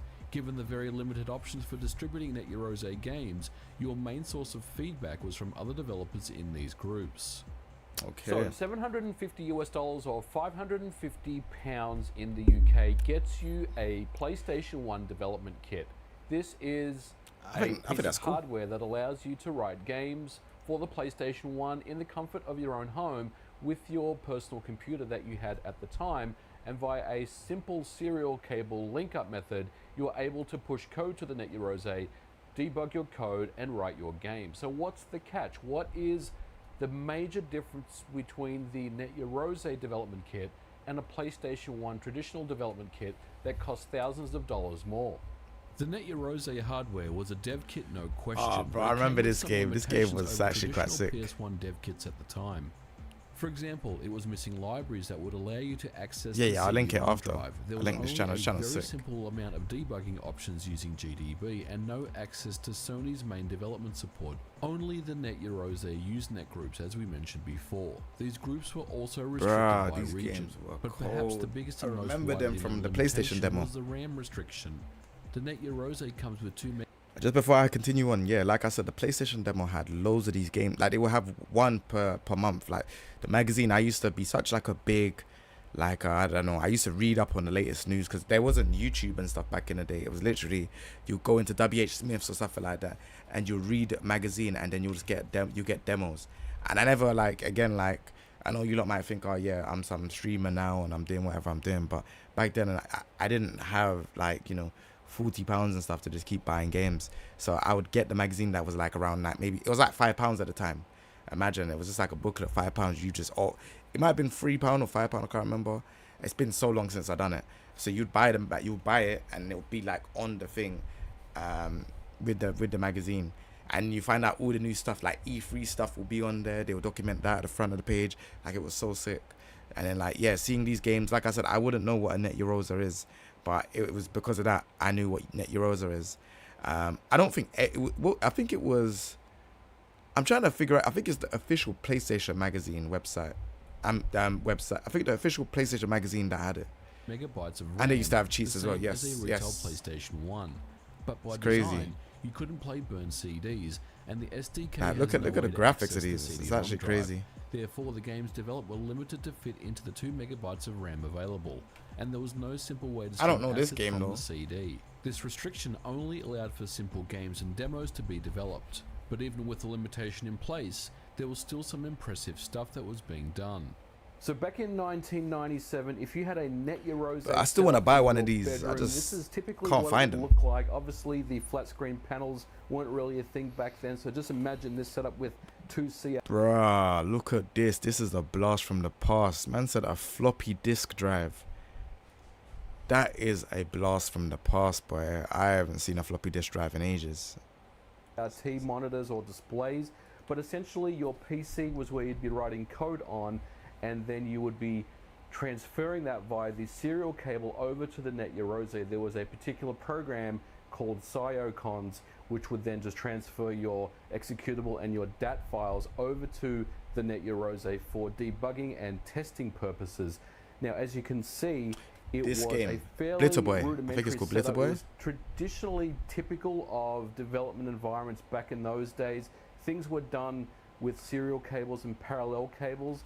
Told But you, this bruh. was Old essentially school. the kind of the bedroom style indie setup that Oh you'd my be gosh. using if you had a Net Yaroze setup back in 1997. Old school, man. Setting up the hardware to develop code on is pretty simple. Connect the serial cable into the back of the PlayStation and the other end into the PC. Plug in the access card into memory port 1. Smackdown This demo allows that you to came with load the and play PlayStation games was from the crazy. That's PC old to school. the PS1. Install the SDK onto your PC, and then on the Net Yaroze use the boot disk that comes with the SDK. This screen is waiting for the PC to push a game to it. From here, if you did everything correctly, you can now compile code on your PC using the SDK. This is a very simple Hello World program. When we use the make command, we can build the executable and then use the communications program to send it over the wire to the Net Yaroze. But perhaps the biggest limitation of the Net Yaroze is that there was no player software designed for it. In other words, if you wanted to play someone else's Net Yaroze game, you would need the entire Net Yaroze development setup complete with PC to do so. There was no easy way just to burn a CD and run it, and there was no player software that came with the Net Yaroze. But that's not that's not entirely true though, because I never had the Net Yaroze when I played the games. I don't know how they done it with the PlayStation magazines. Maybe I wish I kept those demos, because I think I've thrown them all away now anyways. But like, yeah, you didn't need to have the Net Yaroze. You could actually play it without that. Like, but obviously on here it's saying that you have to keep it, which I find it interesting, because I don't feel like I would want to have a Net Yaroze and then, oh yeah, you have to come to my house or wherever and play my games. Do you know what I'm saying? So yeah, it's interesting. I thought with this you could actually probably create a game, put your disc onto a game, and then distribute it that way. But it just seems like it's software where you can make a game and someone can come over and play. Yaroze itself. But in late 1987, as a way to promote the service, Net Yaroze games and demos started appearing on official UK PlayStation magazine. Each month, there would be some new games, and because they were so small, it was easier to fit 3 to 6 games on a disc each month. Finally, there was a way Telling for you. everyone to play the games without requiring a Net Yaroze. I remember this Pandemonium 2 case. Oh my gosh, it's bringing back so much memories, man. Development kit and a PC. It's rumored that there were thousands of games and demos made on the Net Yaroze. Most of them weren't very good, but there were some impressive standouts. Hover Racing was inspired by F-Zero and Wipeout. Developed by Satu Tomogasu, it's a fast game that runs at 60 FPS. I don't has remember 9 this one. tracks, 4 vehicles, and even 2-player split screen. All of this fits in 2 MB of RAM. Another popular game was Terra Incognita, Yes, a this Japanese game. RPG tech demo developed by Team Fatal, led by Like a Mitsuru Zelda Kamiyama, who type later game. became the director of Final Fantasy Crystal Chronicles for Square Enix. Kamiyama-san saw an advertisement in a magazine and bought the hardware even though he couldn't afford to keep the electricity on in his home. Over in the Big UK, stories. thousands of bedroom coders and indie developers Total worked suck. on their creations. For me, the best... We need to find Chris Chapman on Twitter and we need to say thank you. Because this game was actually cold. Chapman. Total Soccer. I'm going to find him.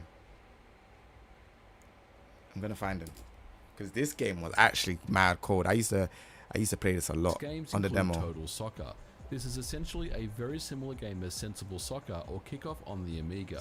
The game was crazy. developed by Chris Chapman, and the gameplay, the graphics and the options really show the work that was put in. Chris went on to run his own development studio, First Touch Games, and Total Soccer is a great showcase of what the Net Yaroze is capable of. First One very Touch popular Games. game was Blitter Boy. This Blitter one Boy is was a mix crazy. of Alien Syndrome, Gauntlet, and Zombies Ate You gotta My save the baby. Neighbors. You gotta save the Shoot babies. the aliens and rescue the kids is the name of the game. It's an impressive game was arcade so shooter sick. developed by Chris Chadwick. The game went on to win the 1998 Game Developer UK Aye, my daughter competition, would love and this Chris game if I could pocketed get a this game cool again. $10,000 I'm gonna try to for figure his it out. trouble. Psychon by Ben James is an obvious clone of Alien Breed on the Amiga, but it's a This game- fantastic shooter in its own right and definitely one of the better Net Yaroze games out there. Ben's story goes all the way back to the 8-bit computer generation with the Amstrad CPC writing game basic was a classic. programs. Ben wanted to break into game development and figured getting hold of a Net Yaroze would be the best way to do so. Ben went on to develop 8 games for the Net Yaroze, with 4 of them being featured on the official PlayStation Mag demo discs.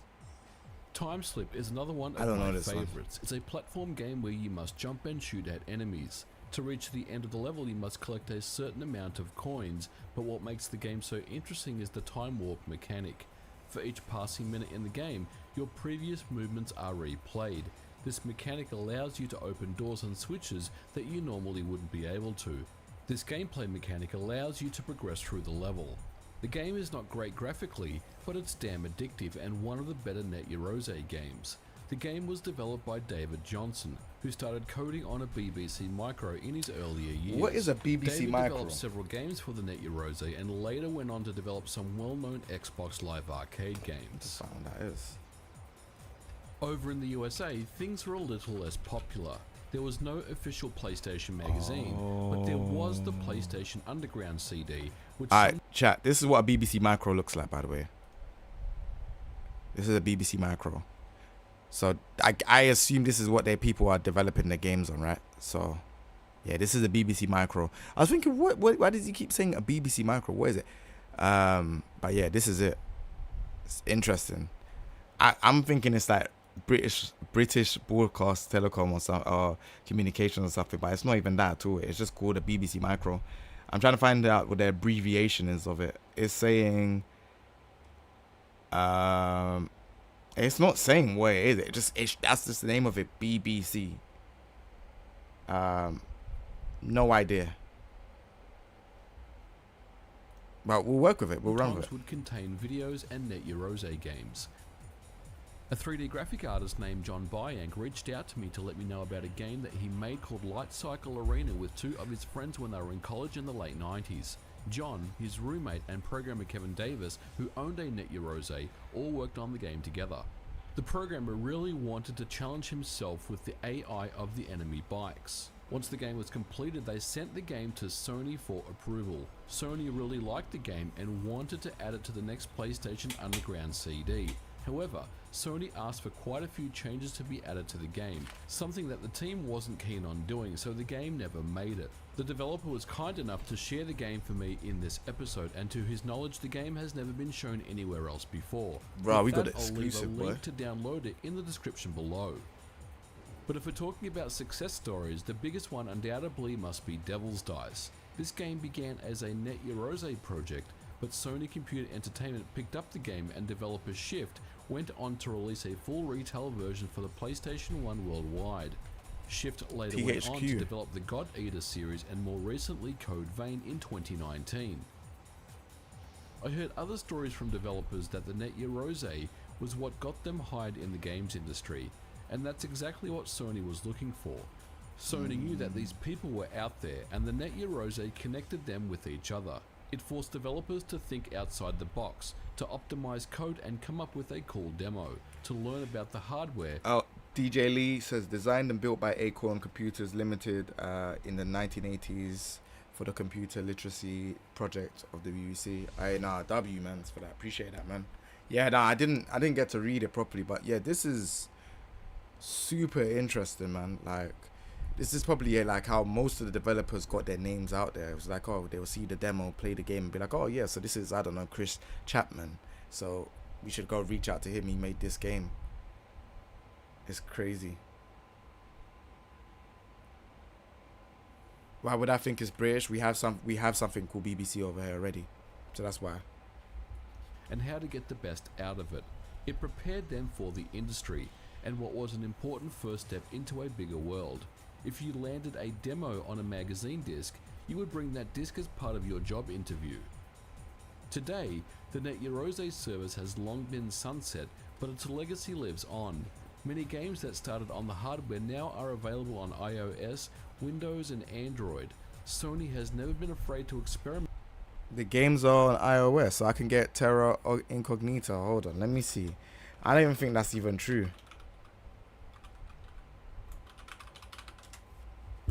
Oh, damn, they're not lying. They're not lying at all. You can download the games. Wow, I did not know that. Okay. With their hardware. Sick. And open it up to the hobbyist bedroom coder. The Net Yaroze was the first, but a very important step to reach these people. This continued with the PlayStation 2 and 3, and even on the PlayStation Vita, which we will cover in a future episode. Now before I go, I want to give thanks to some of the Net Yaroze developers that reached out to me and let me know their stories and gave some good insight as to how things were done back in the late 90s. First of all, John Bayank, who was gracious enough to share the Tron game with me, something that he believes has never been shown before, and I'll have a link to that game in the description below, as well as Ben James from the UK, who let me know about his experiences with the Net Yaroze. I'll have a link to his channel as well in the description below. Okay. There were some other developers that reached out that preferred to remain nameless, and that's totally fine, but I want to thank everyone that reached out to me in the Twitter DMs or email that let me know about their Net Yaroze story. It was so cool and fascinating to go back and revisit and tell the story of this consumer grade development kit that people literally in their bedrooms or in their garages, in their homes, were writing games for the Sony PlayStation in the hopes that they would get picked up by Sony or land themselves a job in the video game industry, or even just tinkering around and messing around and getting familiar with 3D graphics and getting familiar with APIs. It's definitely a cool story to tell, and one that I hope you guys really enjoyed. Well guys, that will do it for this video. I hope you enjoyed it. Let me know what you thought about it in the comments below. As always, don't forget to like and subscribe, and I'll catch you guys in the next video. Bye for now. Alright, so yeah, go check out his channel, man. His name is called Modern Video Gamer. Very, very sick channel. I only discovered this 2 days ago, and I was like, yeah, I need to watch this video, but I just never got around to it. But today was the day I was like, look, I really want to watch it. I wasn't even this one, as the PSX one, but now I've seen this one, I'm like, yo, this guy is sick. So yeah, that is the PlayStation. That's the Net Yaroze, man. Go check that out. That console was absolutely sick. So yeah. Alright, cool chat. You know what we're gonna do now? We're gonna get into some Tekken for a little bit. But it's hot in here, so I might just put it on a BRB screen for now because I'm a bit hot. But I'll definitely be back. Give me like 3 minutes. Alright, save.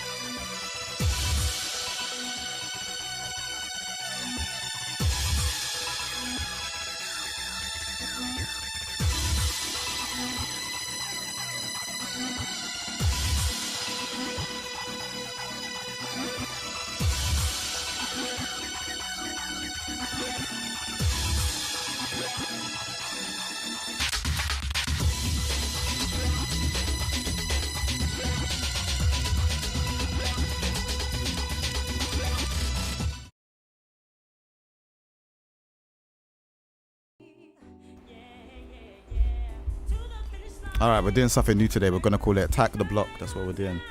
I'm gonna show you something. You lot are gonna like this. This is something completely different. Everyone plays ranked. I'm bored of ranked now, man. So we're gonna do something very different. Very, very different. So now, if you're subscribed to my YouTube, or if you're following me on Twitch, here's what we're gonna do. We're gonna go in Fight Lounge. You better find me, and we're gonna get some games in. Everyone gets 1 first to 2. So we're gonna do that for today. I don't want to play ranked today. I want to do something different. I'm watching all the streamers, and I'm like, bro, I'm so bored of seeing ranked. That's all I'm seeing is ranked. Boring. So if you're subscribed on YouTube, Modern Vintage Gamer, sorry, my bad. I got it wrong, my bad. I'll link it anyways if you don't need it. But yeah, find me in Fight Lounge. Look and play me. Just subscribed, or you know, if you're following on Twitch, you can play me. Let's go.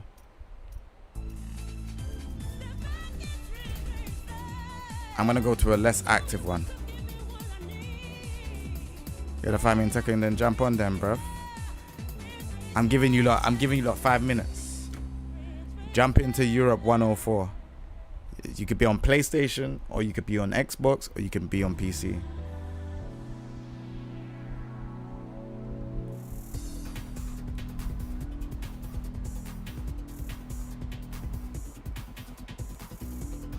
Obviously, I haven't even requested.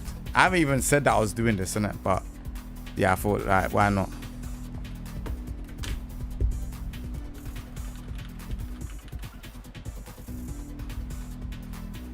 Saying, yo, who wants games? You get me? Like, on some, you know what I'm saying? Who wants games? Let's play.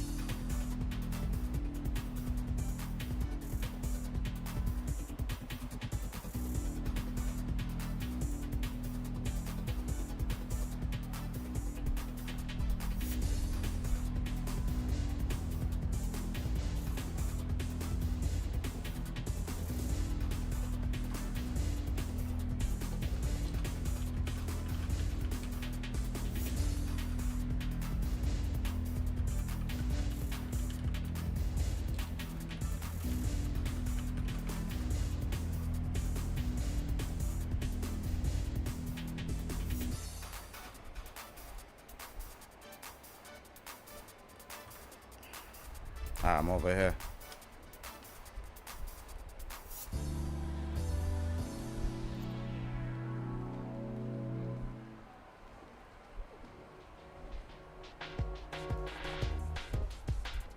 What the hell is Wilson doing now?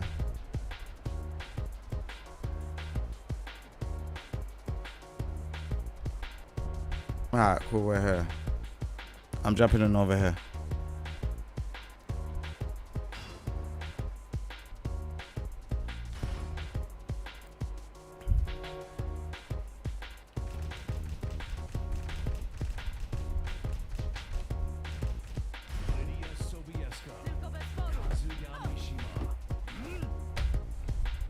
So I'm in Europe 1. I'm just gonna pin this from now, so that people don't have to keep asking. So I'm in Europe 1, lobby 4.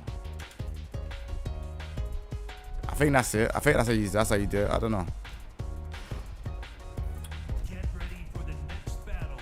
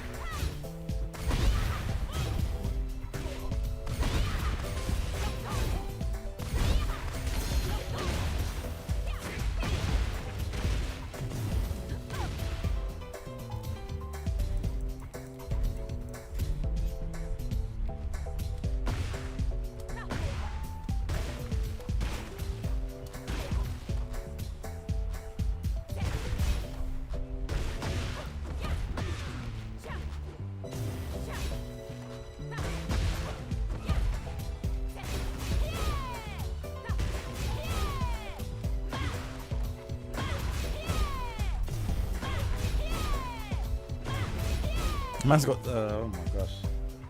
How's that room? Oh my lord, fam.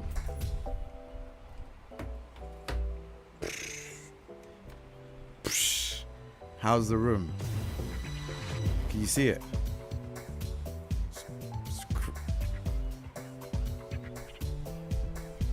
Exactly. I don't even want to. I can't play ranked in this weather, bro. It's just not even. It's not even worth it, bro. It's too hot. You're in? Ah, yeah. Find me.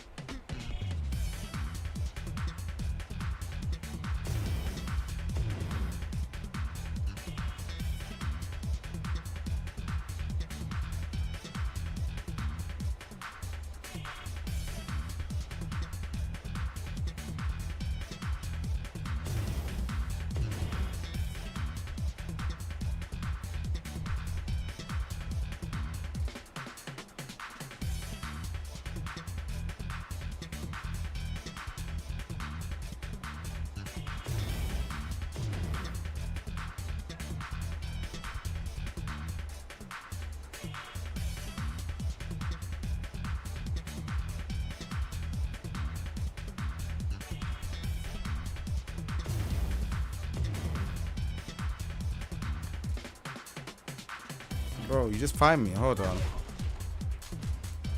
Let me return to the lounge. You just have to find me.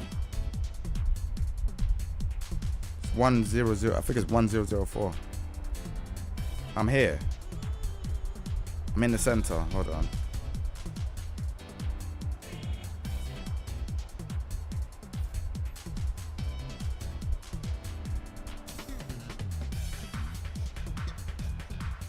I'm in Europe 1, 4.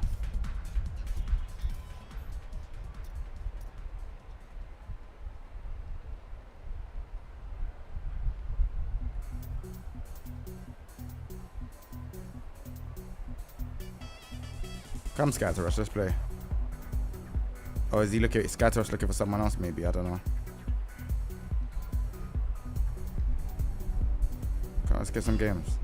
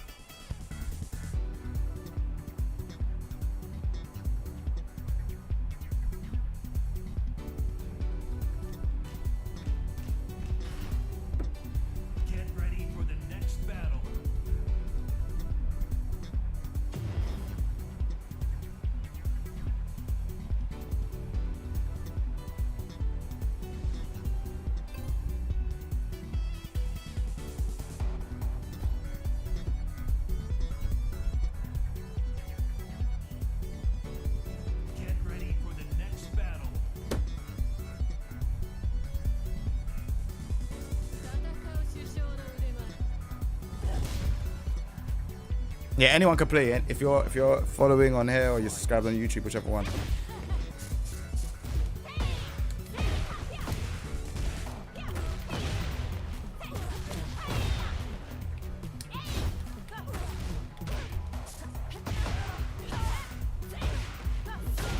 Nice. If you're there, you have to. I think you just have to wait and request.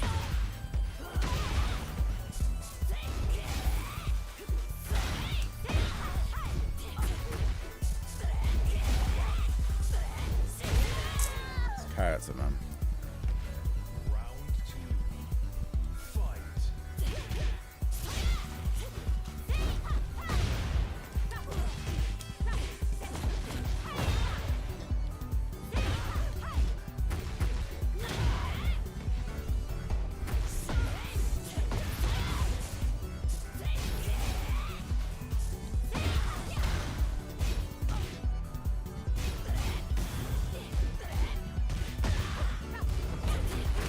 Nice.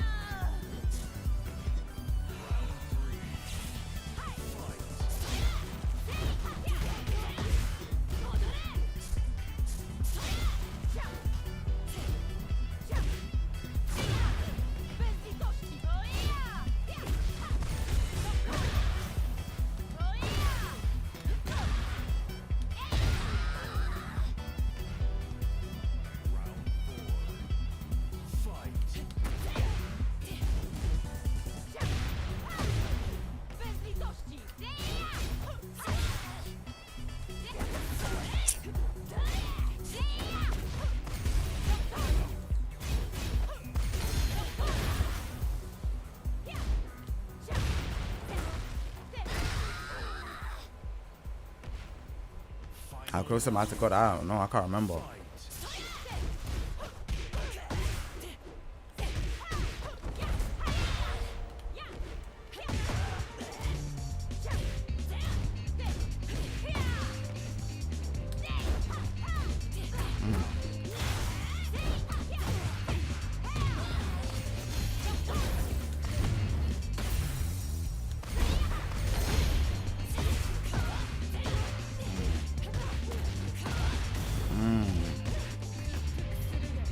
Really? You didn't want to launch me? Although tornado? I think I was. It's pretty good. I don't know what I'm going to do in this situation. Well, how close are you?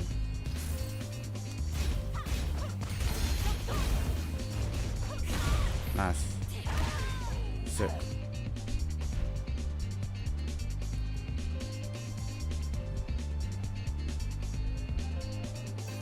Let's go. Alright. Let's go.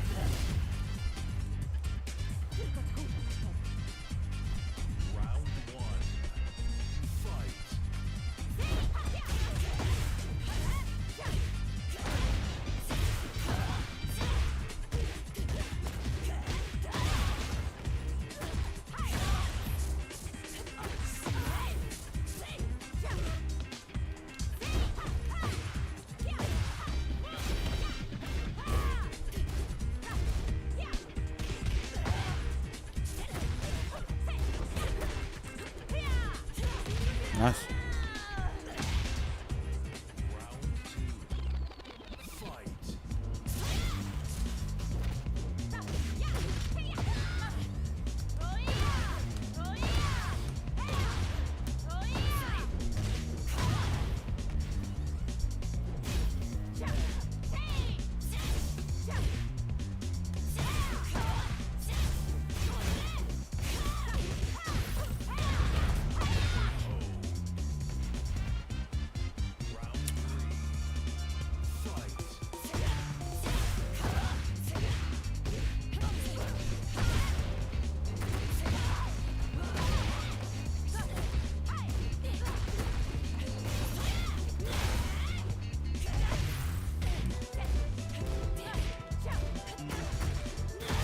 Ridge Racer.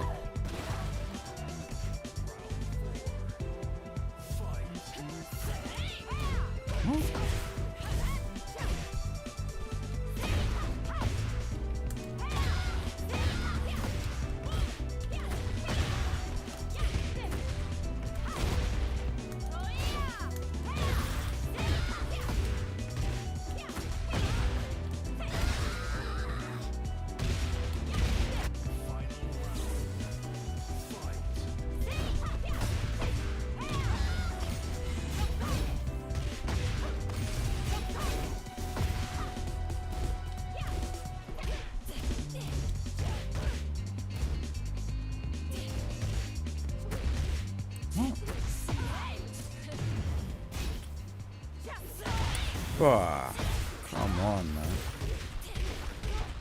Bro. Low.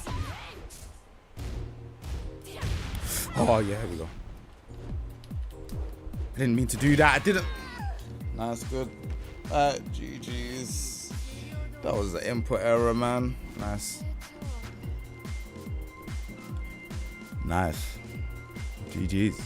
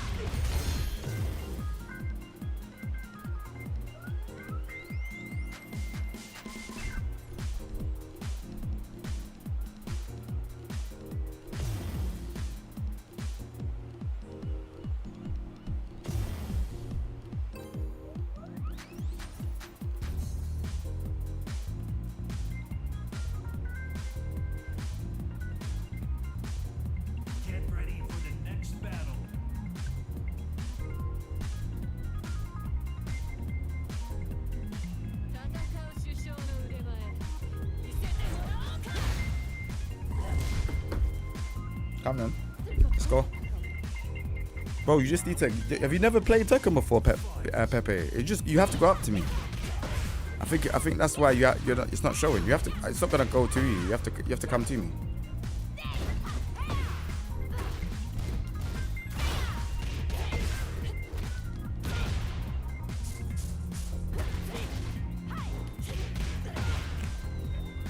PS5 controller. Oh, what is this character, man?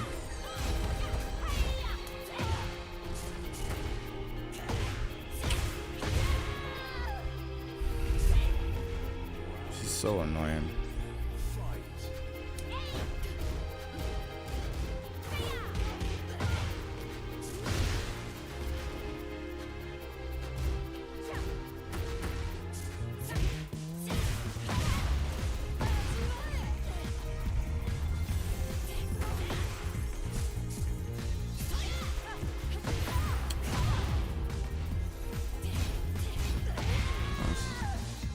She's very difficult to deal with, man.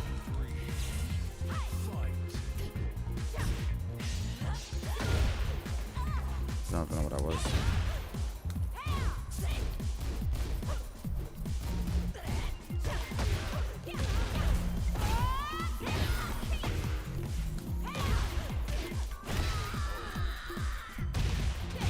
But shout out to Compton, California. It was good.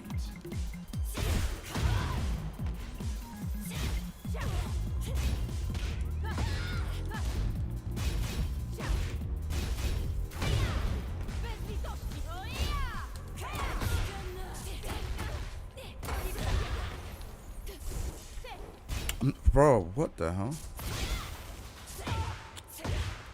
That's...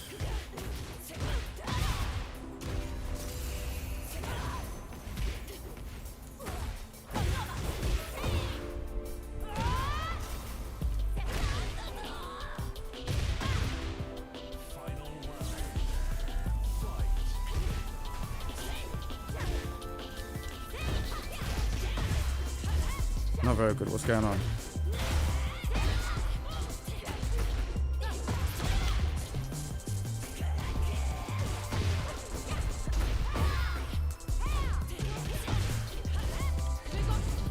Nice. Yo, thank you very much for the raid. Appreciate it, man. Thank you.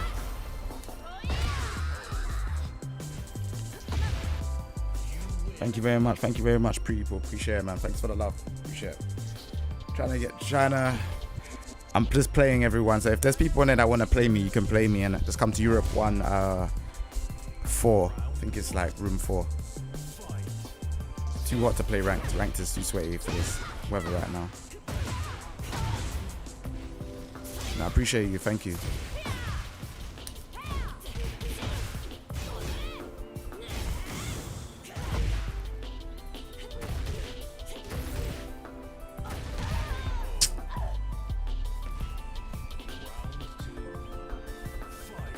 Oh, I just come out from Evo. That's the last tournament I was in.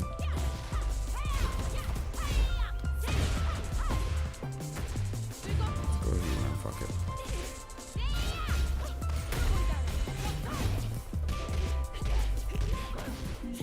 Bro, her combos last for way too long, man.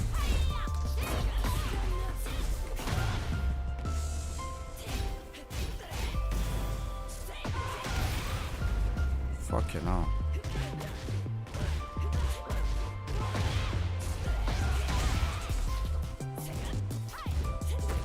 Oh. 33rd out of 4,600 people. Not bad.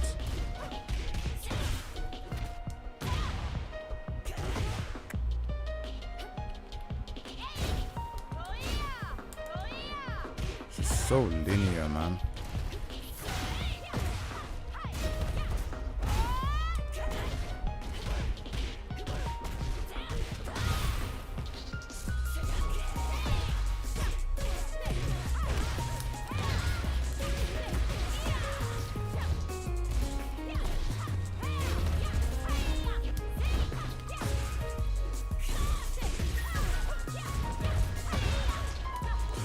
Oh my gosh.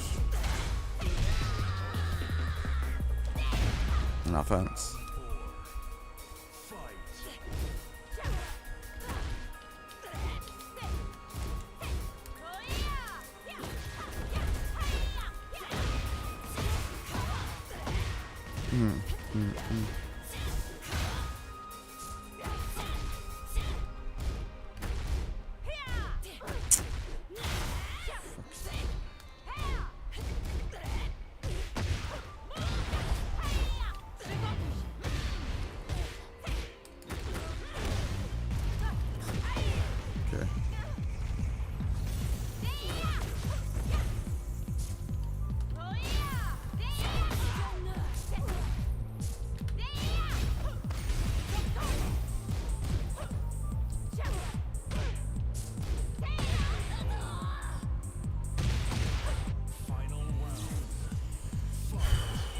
I don't think they'll get him a fresh set.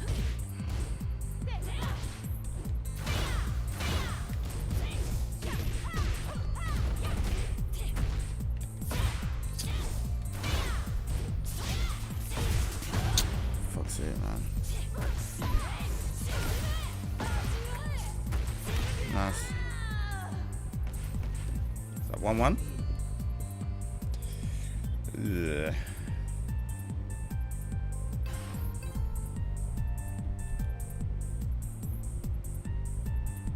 Character is very frustrating. Round 1. Let's go.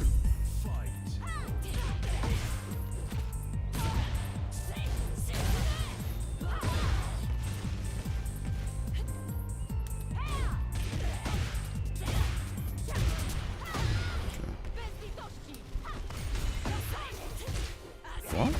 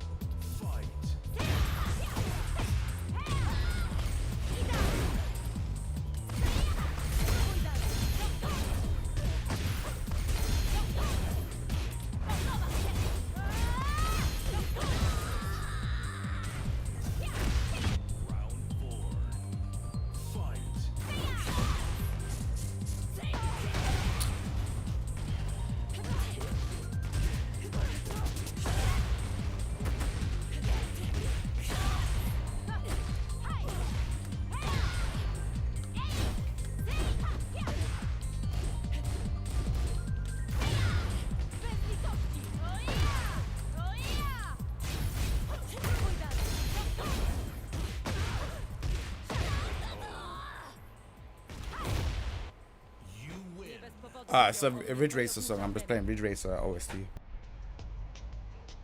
Nah, good games, man. That character is so frustrating, man. Frustrating.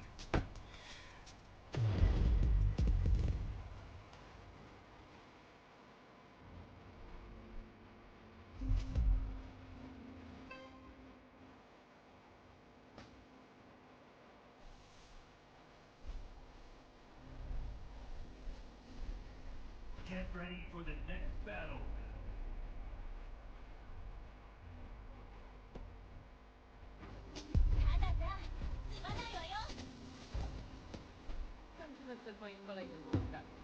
Round 1.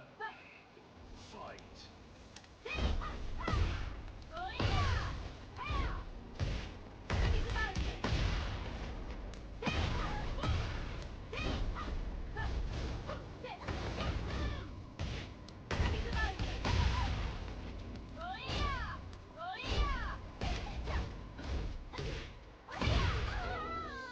So yeah, if you're on YouTube as well, you lot can come and play me. Hey, Kingpin, thank you very much for the what's it called, super chat? Appreciate it, man. Thank you. Let's celebrate that, man. Appreciate you, man. Thank you. When you think Bob will release as DLC? Probably season 3. Not for now. They still have like Bruce, Marduk, Armor King, Anna, Lei. There's so much characters left. That was nice. That was a nice start. Cool.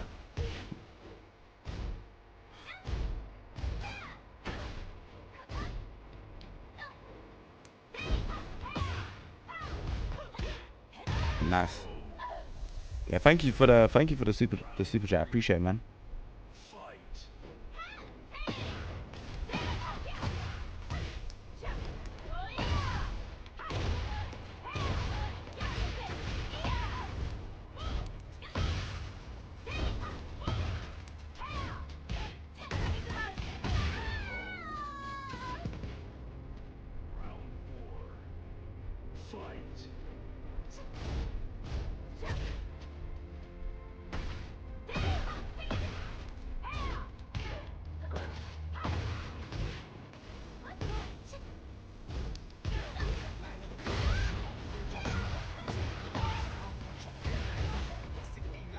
I had a feeling, man. I was holding it for too long, guys. So, guys, thank you very much for your 242nd.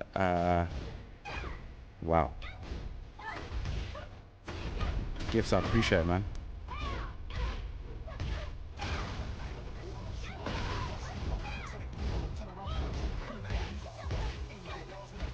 I didn't break. Nice. Bit sloppy today, man.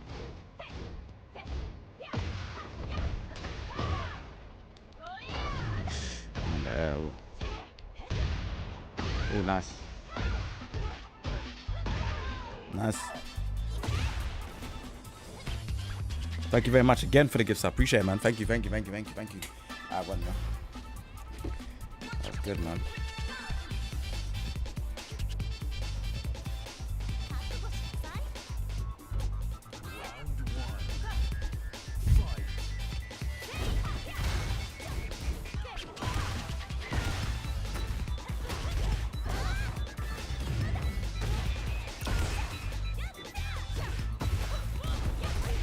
Oh, you're on Wi-Fi. That's why it's lagging like this. I was thinking, why is it lagging like that?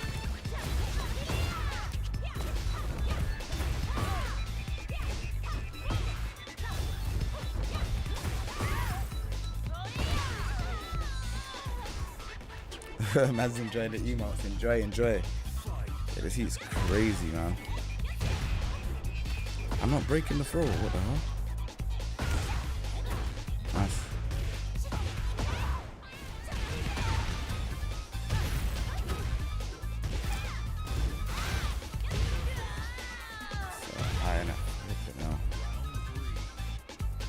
Connection's a bit crazy though, I'm not gonna lie.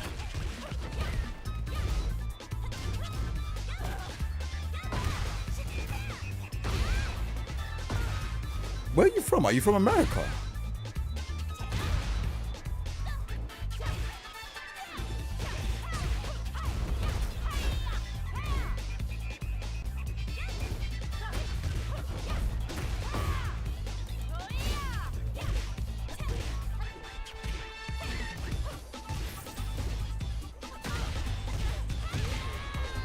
Yeah, that's why, bro. You're at 136 ms and it's Wi-Fi as well. This is very difficult to play. I'm dropping my combo as well. Flipping out.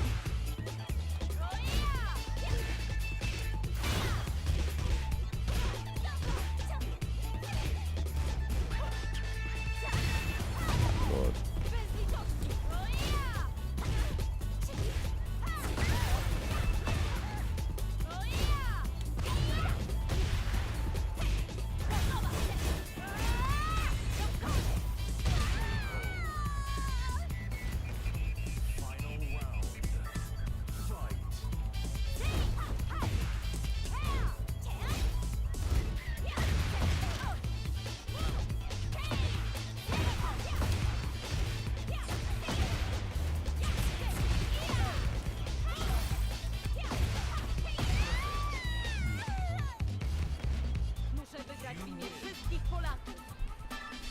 Let's go. Yeah, I don't think Bob's coming back till season 3. Unfortunately.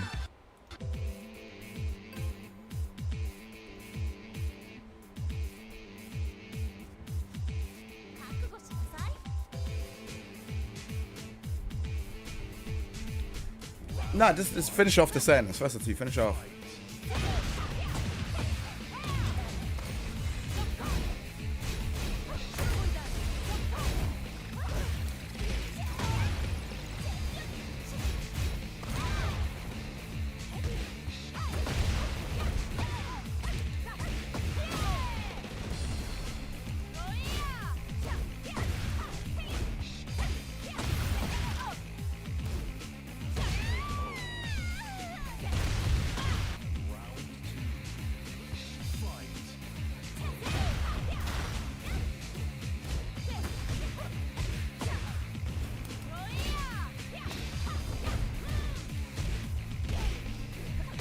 Nice.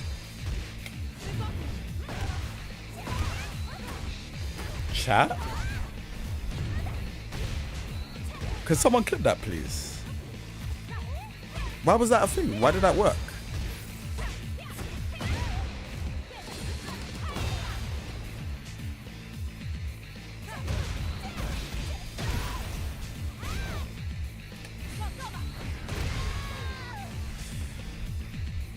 Bruh, it's character, man.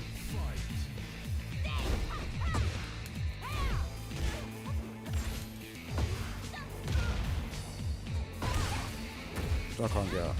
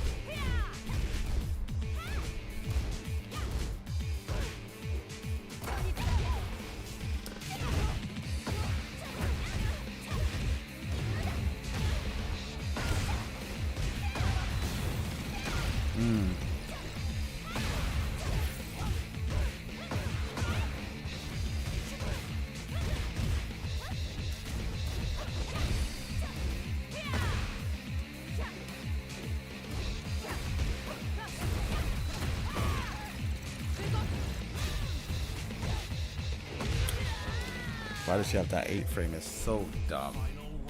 Nice.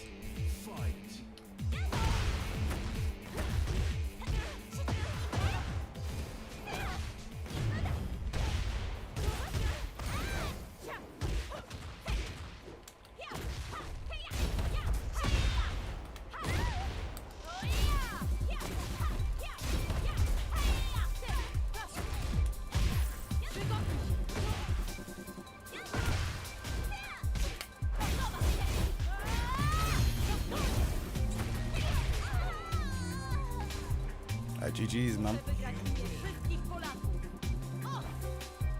Ah, yeah, safe for pinning that low for Queen. I didn't even see that. See, bro, it's the heat, man. Bruh, that, what is going on with Ling Xiaoyu, bruh? How did that, bruh?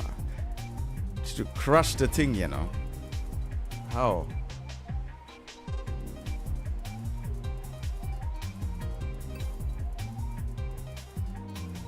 Bruh. I might have to go back to Lee Reyes, you know. Just crush the mid, it didn't make any sense, really. But yeah, listen, YouTube, the ones that, if you're subscribed over there, come on, man, get some games in with me, man. I'm here, man. I don't really do viewer games and stuff like that, but we're here, man. Trying to change up, bro. This heat is ridiculous. Why is it not? I'm not dying down at all, boy.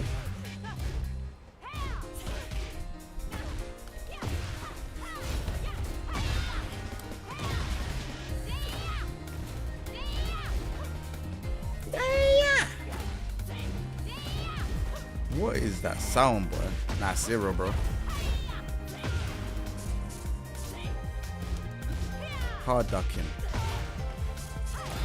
You know I'm gonna wake up.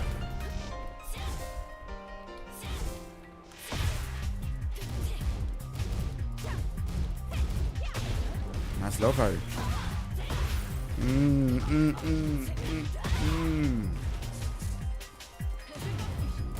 Yep. You know what I'm gonna do. I do it all the time. I steal back my turn, boy. See that crouch death to steal my turn.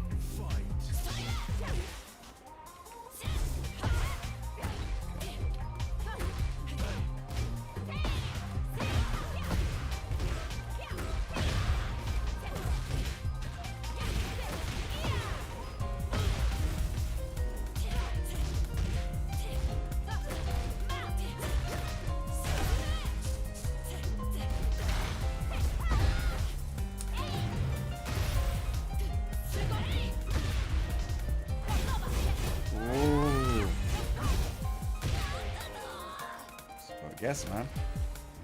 Yeah, see?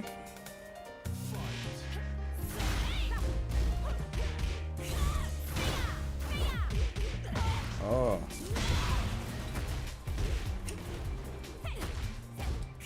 Nice.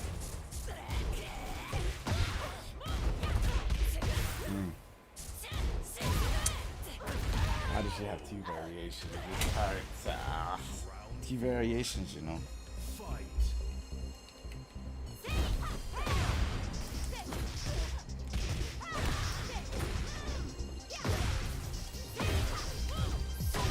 Nice punish.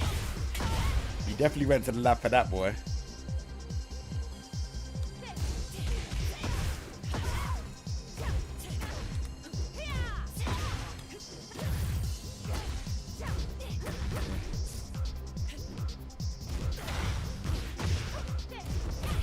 That was nice.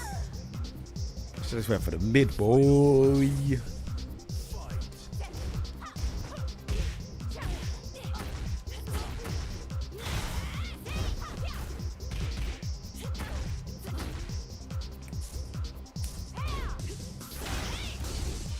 There's no way that. What? Nice.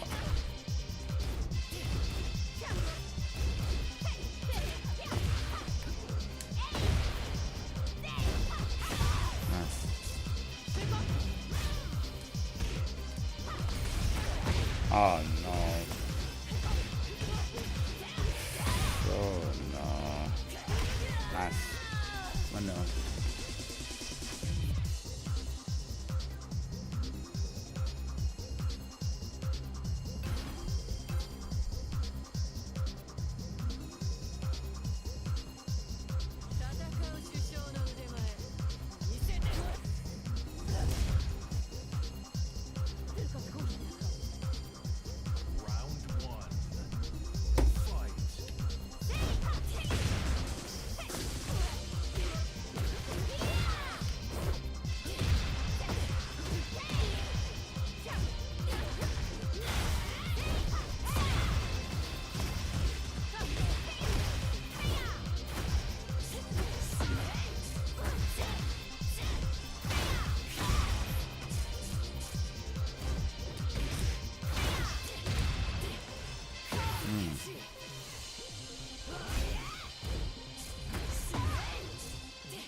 Nice.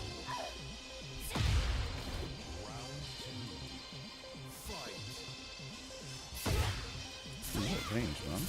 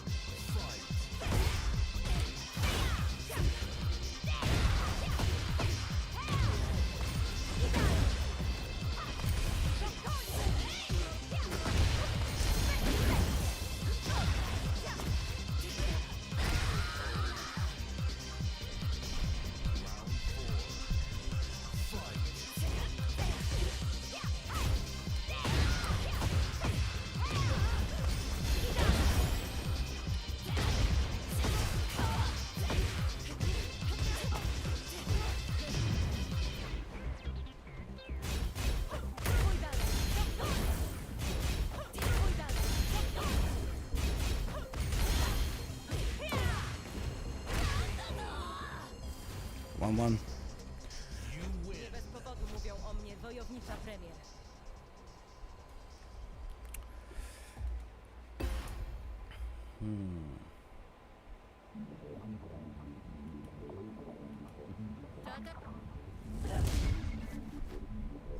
Tylko tchórze tak robią. Round 1. Fight.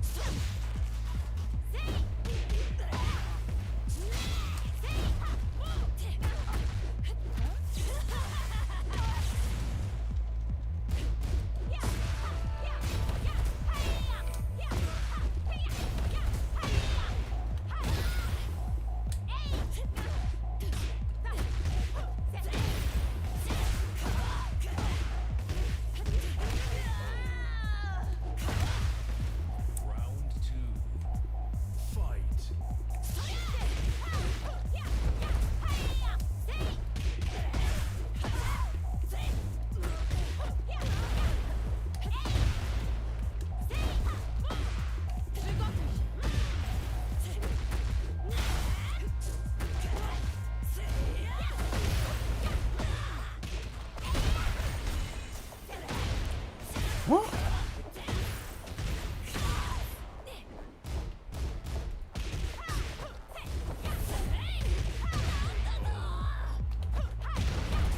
Round 3. Fight.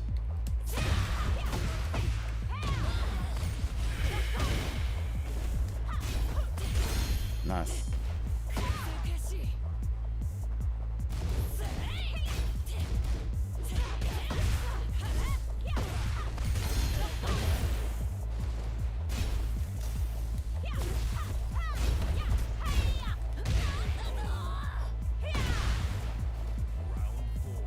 Let's go.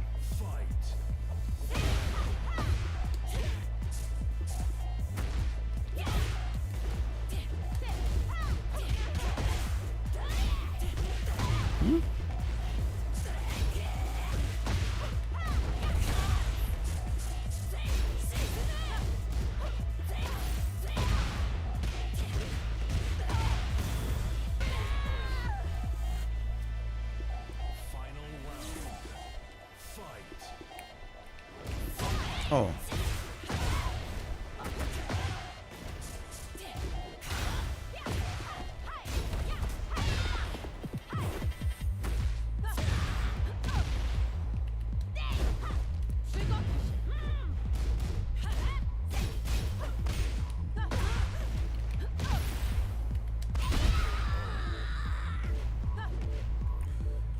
She went.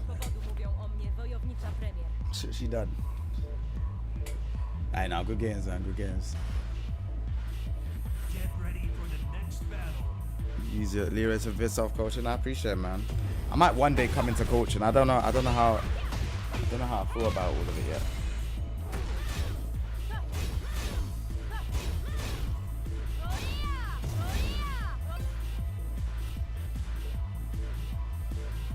Right, there's no way it can still be this far outside. Surely. 1 second, there's no way.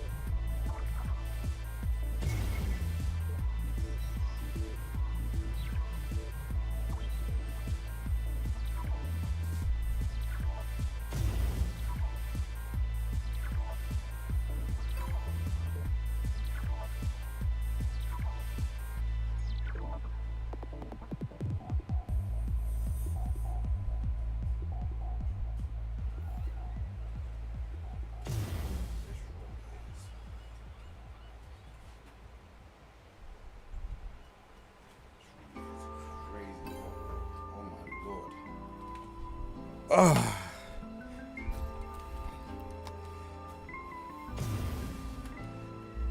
Whew.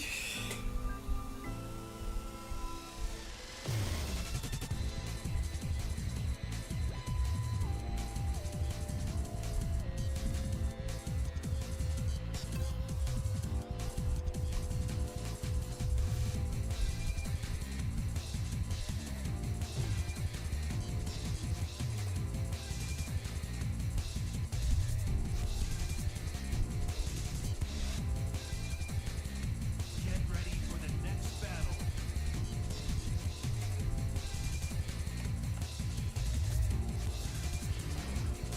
Round one. Fight.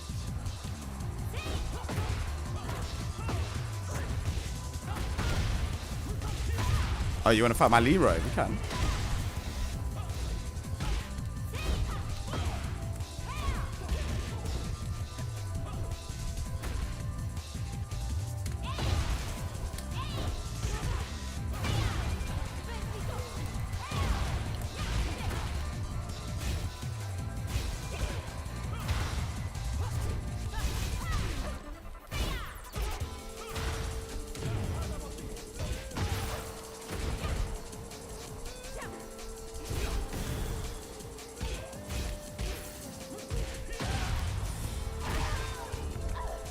Yeah, cool. Another time, bro. For sure.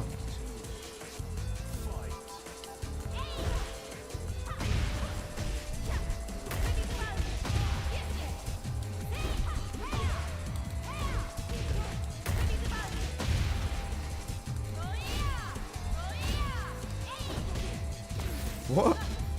I someone clipped that. What the hell?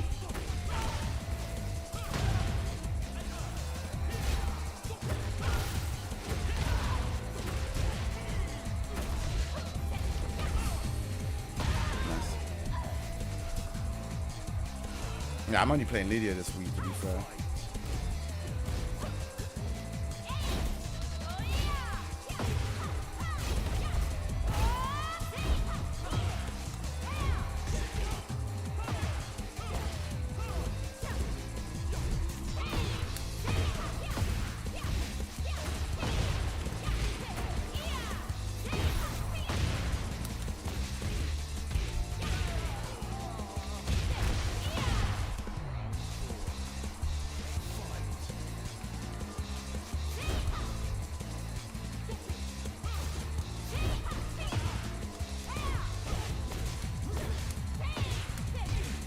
What?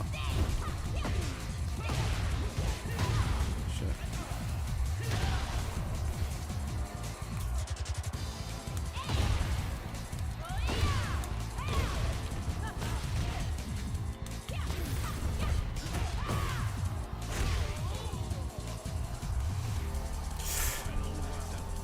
Whew.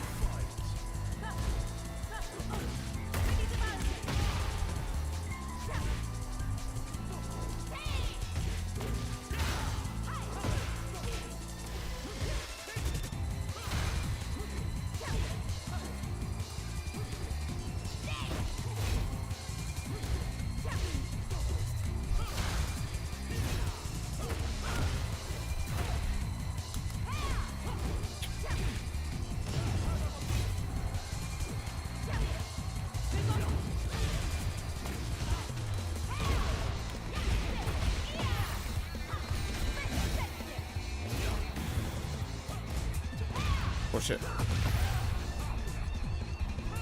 Nice. That was nice.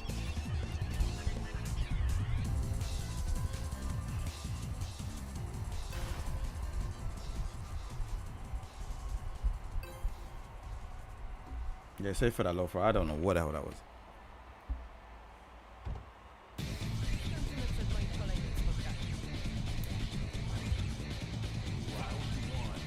Okay.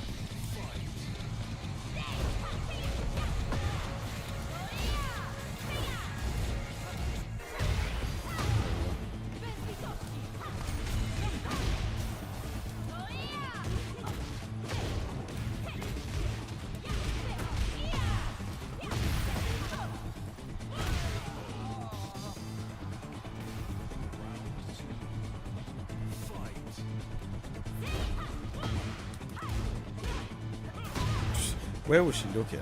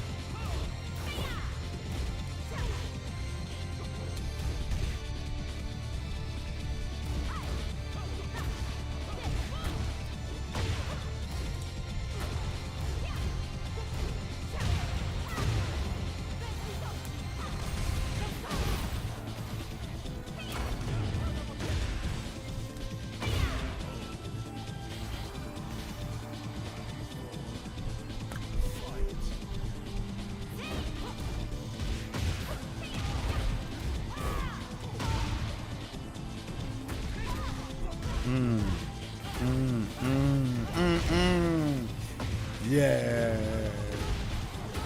Cold combo.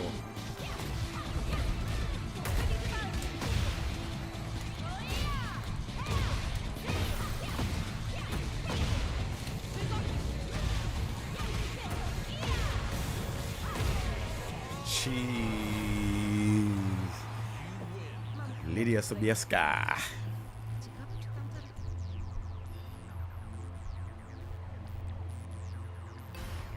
That 1-1, yeah?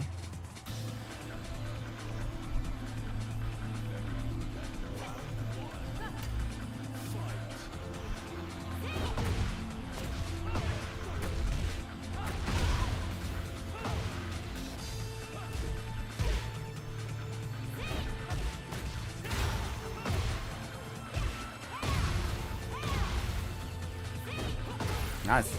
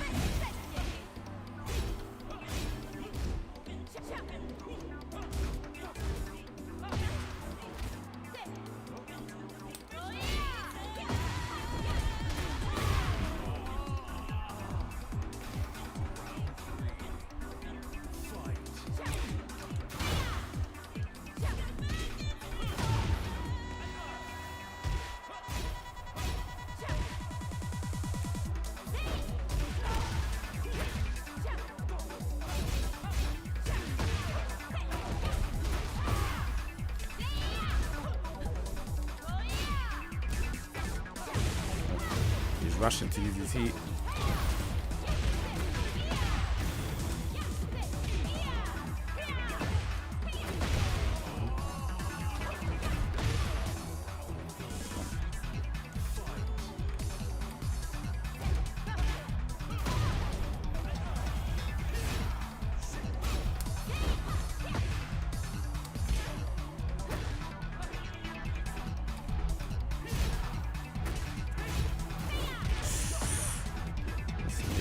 Linear.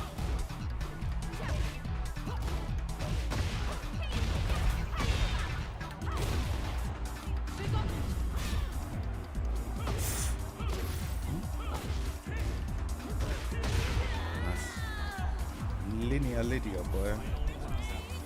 Damn.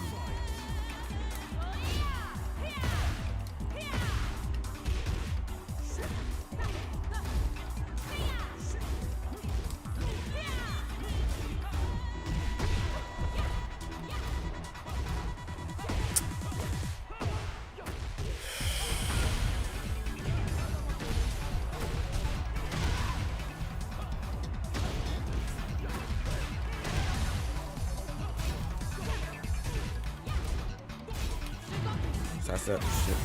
Oh my goodness. Nice. She's too linear for me, man. It's just, you can get easy sides up. GG's, man. I didn't even know who that was. Get ready for the next battle.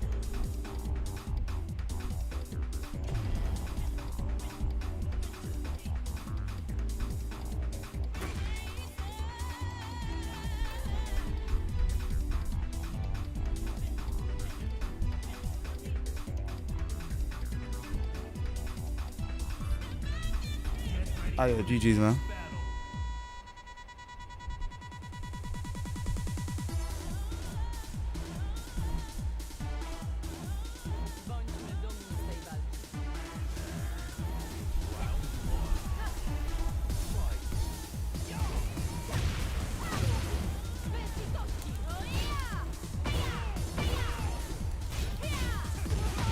Savina, thank you very much. Appreciate it.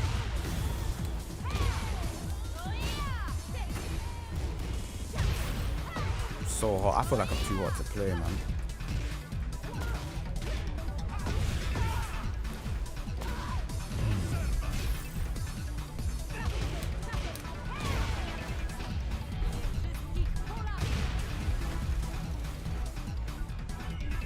This is ridiculous. So thanks for the host.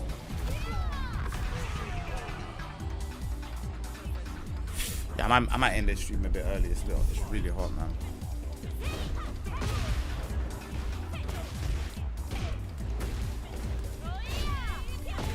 Nah, this costume is actually sick. I just realized who it was. This is actually a very sick costume.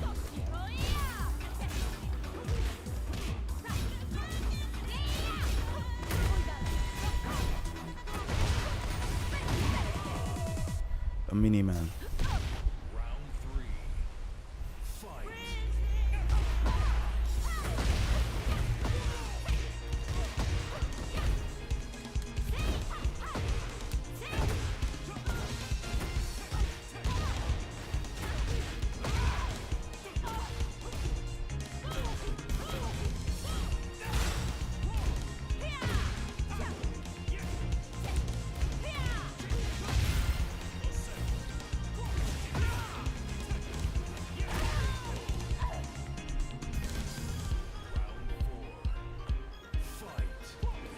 Guide to Rush Killer is good.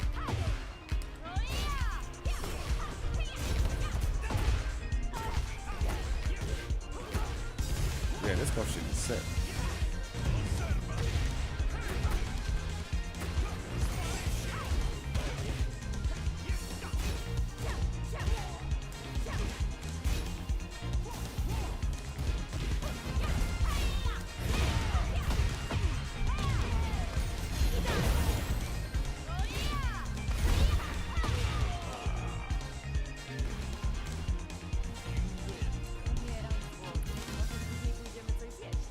I got a portable one, but there's no air in it. That's the problem.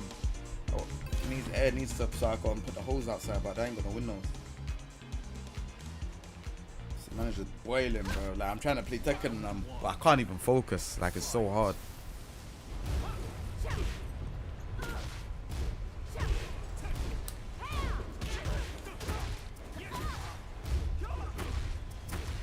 Yeah, no windows, bro.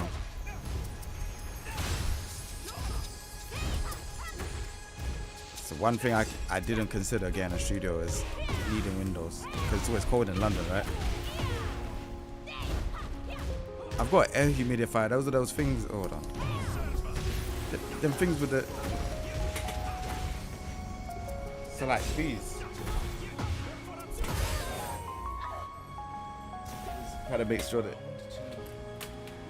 I'm fucking burning, bro.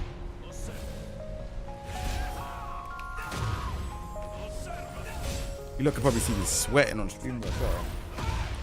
Yeah, it might not be the day for Tekken, bro. I might just go gym and then come back later or something. Definitely way too hot.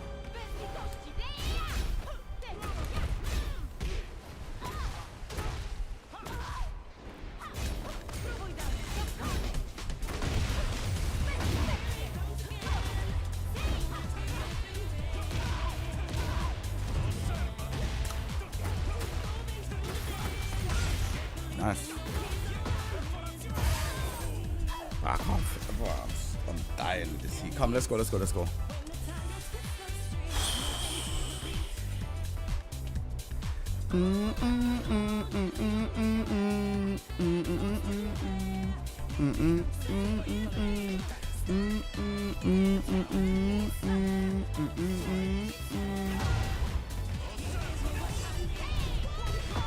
Animations are off.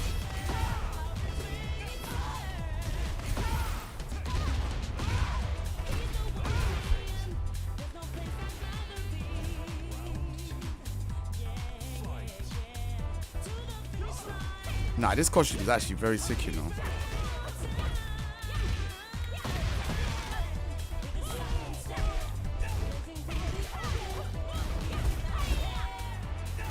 Oh, you're from Southeast, yeah? Yeah, I'm a South Londoner still, but I'm Southwest though. I need to stop ducking this, man.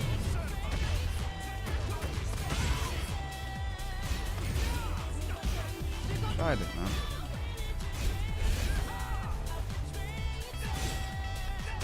Oh my goodness. Oh! What?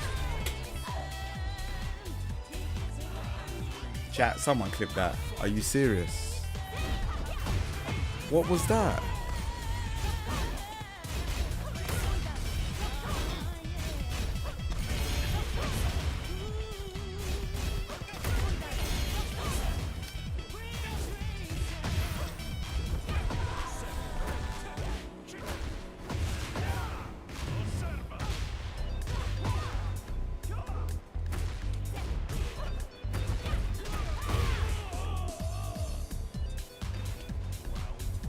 Is there a local scene in Tekken? I think everyone's spread out, you know, I'm not gonna lie.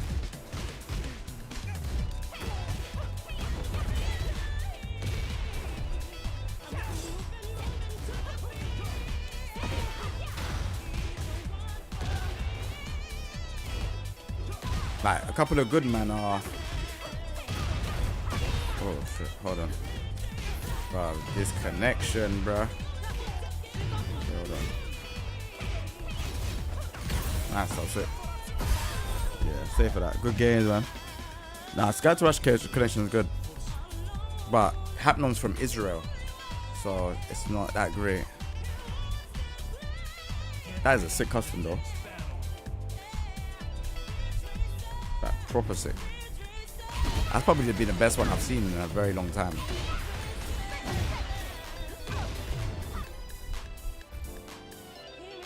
Yeah, it's the best one I've seen. I ain't seen one that's good in a while. But I think I need to change one. Water in my aircon, bro. It's too hot, man. Who's this? Guys, rush. Alright, cool. Last one, man. Last one. I don't know if they know if there's other people in the lobby. I need that song banging again. That song goes like this.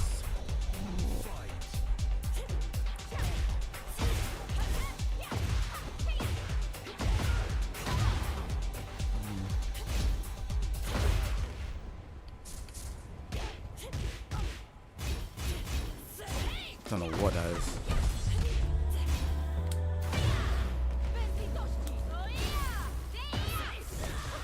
Oh, what was that? What happened there?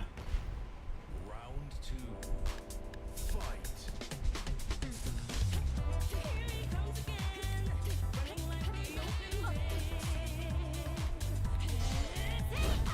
What's that? Is that a taunt? She got the same thing as Heihachi, yeah? Oh, man.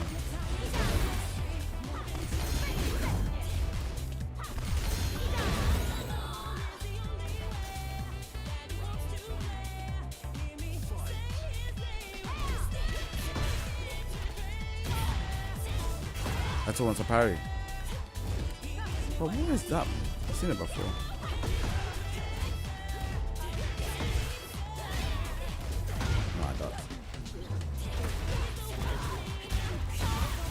I like real life martial arts. See what real life martial arts play now.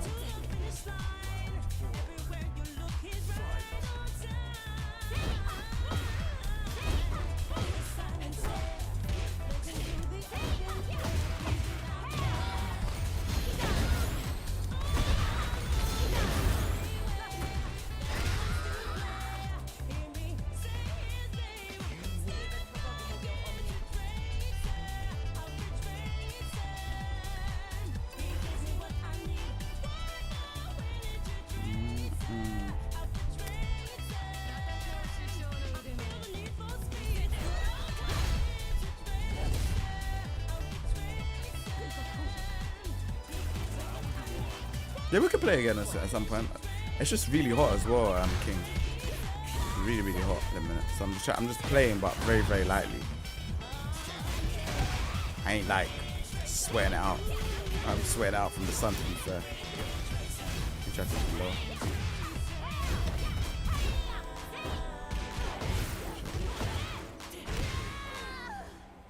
Ooh, man. Yeah, I might come back later, man.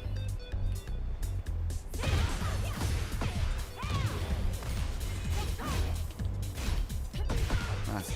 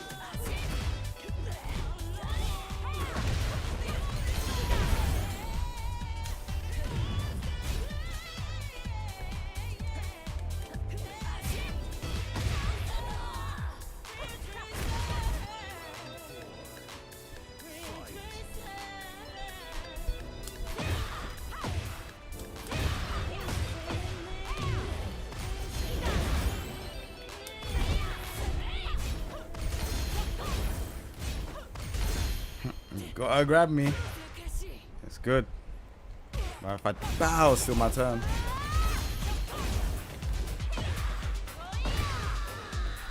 But she's ridiculous in here. I've already said, man. Don't believe what anyone else is saying. I think she's ridiculous in here. Ridiculous in here. That's stupid. Get ready for the next battle.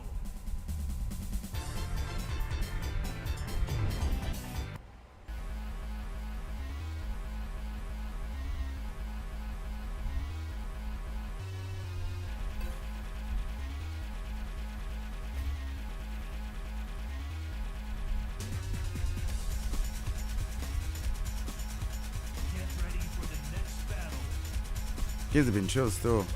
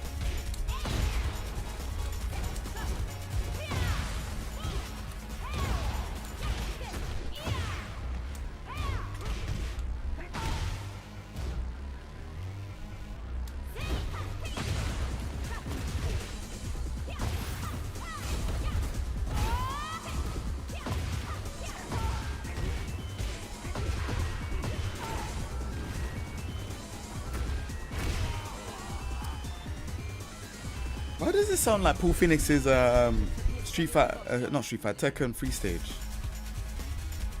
This sounds like Paul Phoenix Tekken free stage. Like that little bit there. Promise you, it sounded like that. It's crazy. Like a lot. Yeah, I got water here still. My last of my Costco water. I need to go to Costco and buy some more water. It's crazy.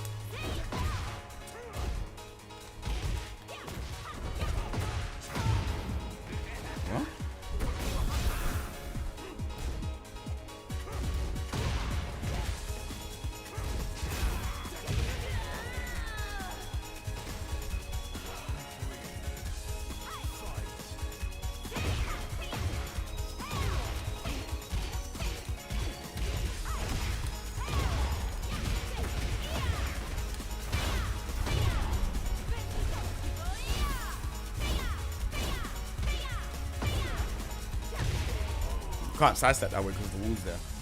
So I'm just abusing the move.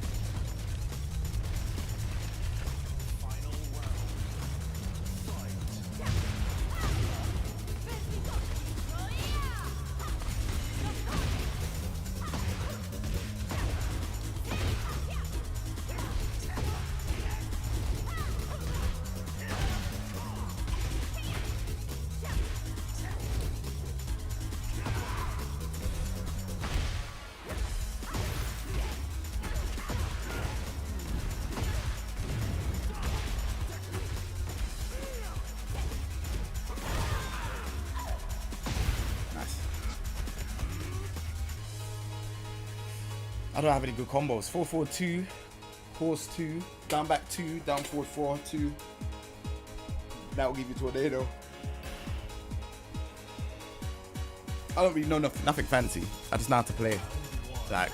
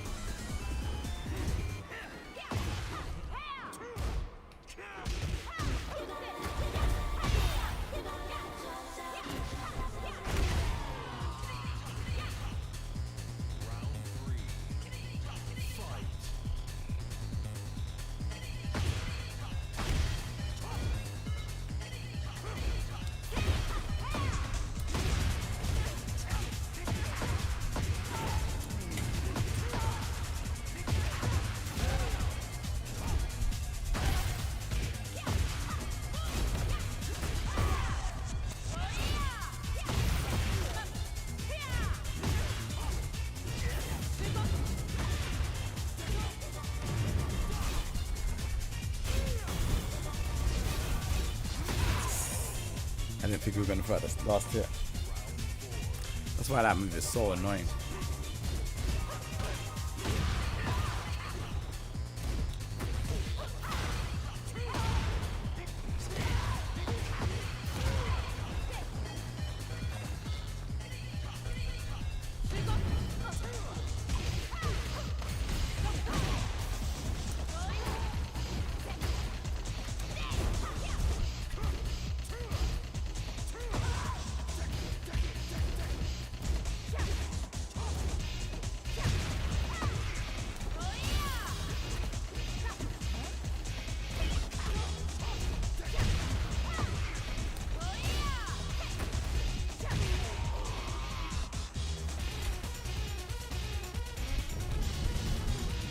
Go.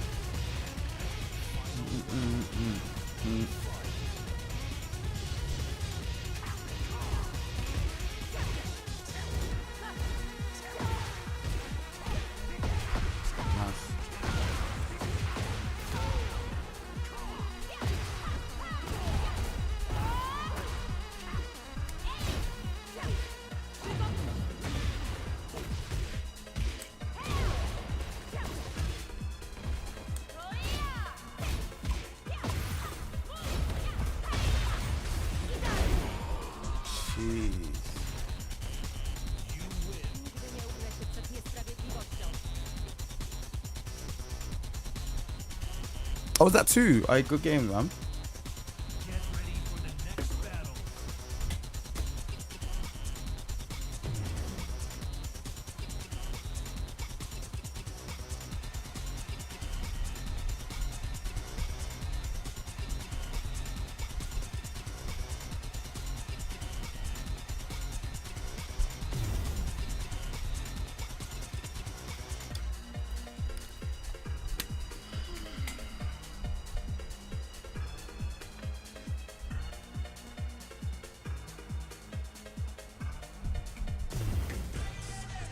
Yeah.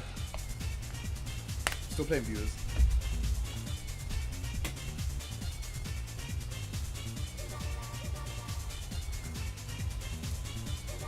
You got a good brand though.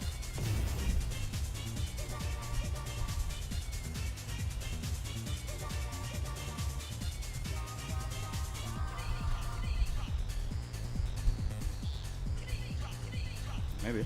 I don't know.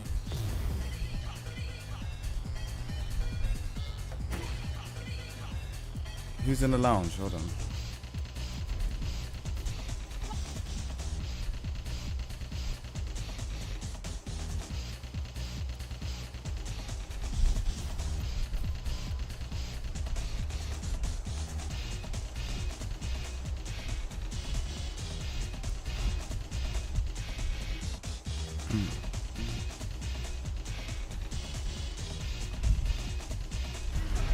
I really enjoy playing Lydia, you know. I don't know why it is. Lydia's so fun.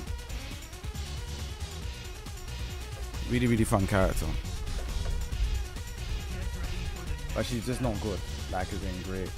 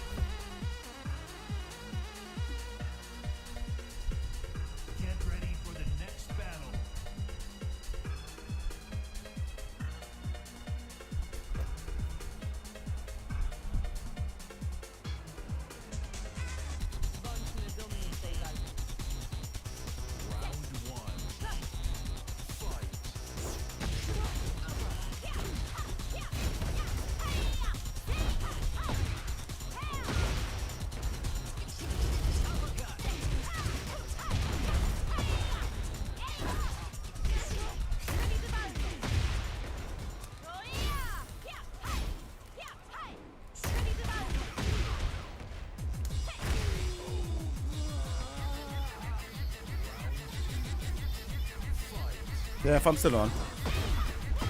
For sure.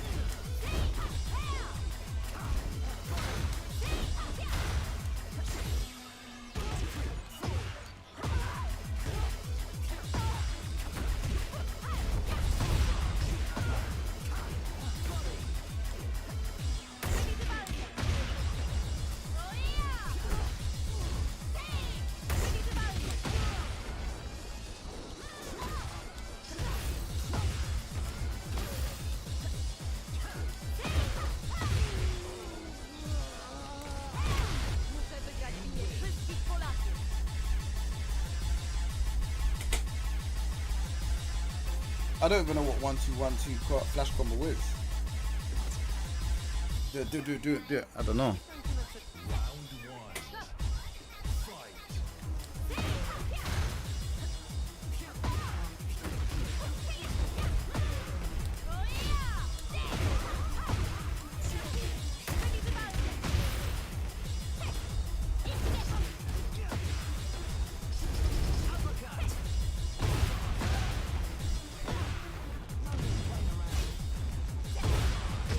Nice. Could have done more. I don't think I'm dead. Definitely could have done more. Nice.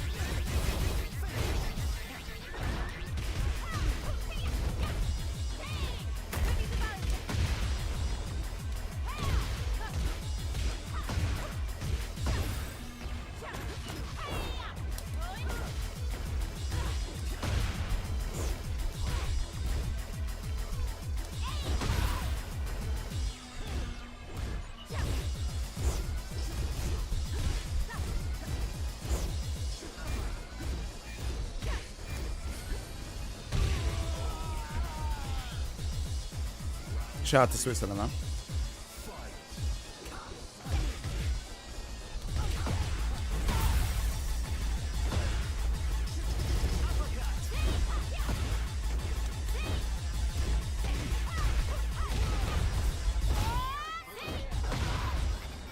Nice.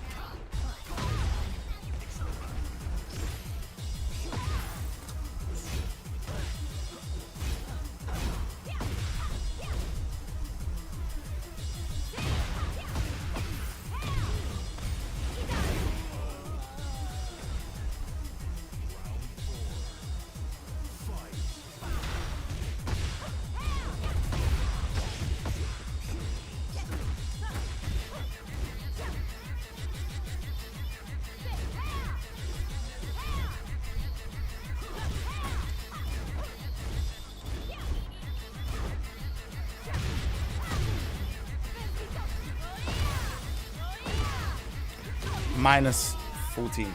443. Minus 14. GG's, man.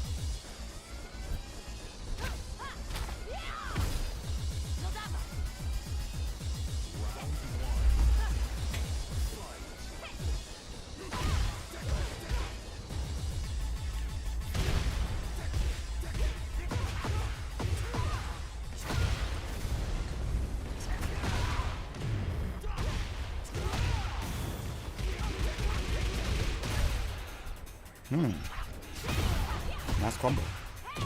My turn.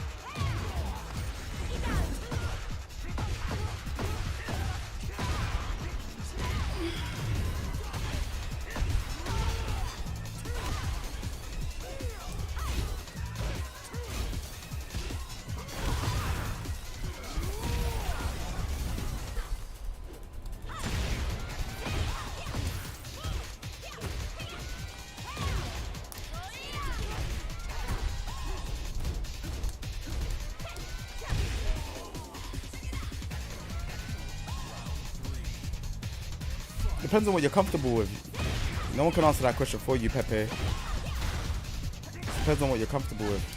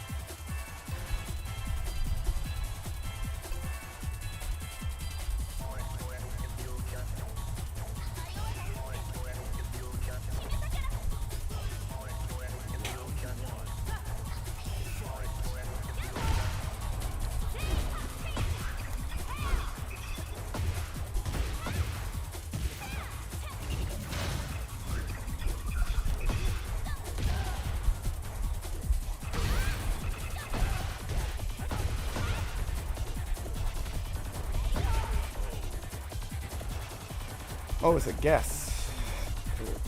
Ah, cool.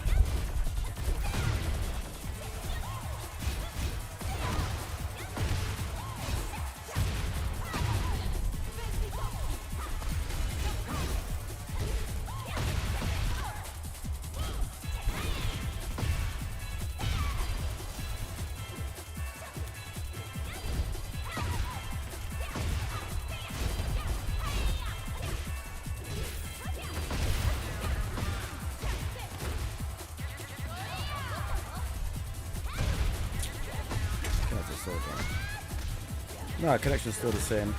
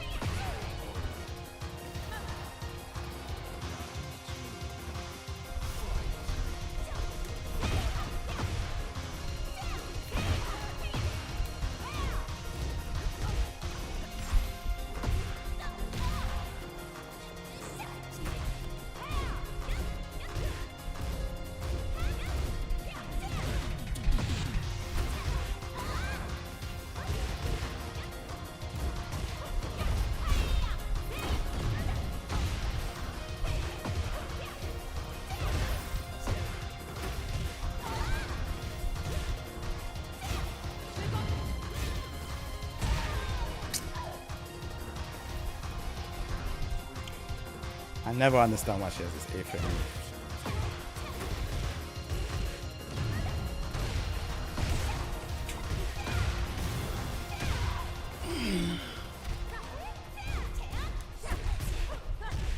Bro, look how stupid that is.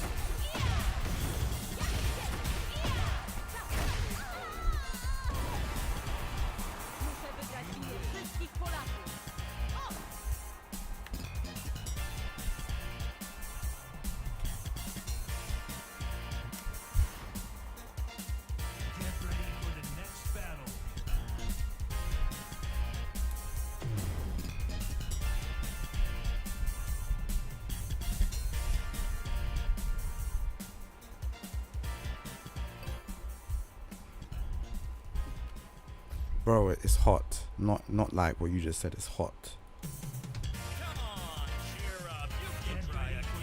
You'll do it next time.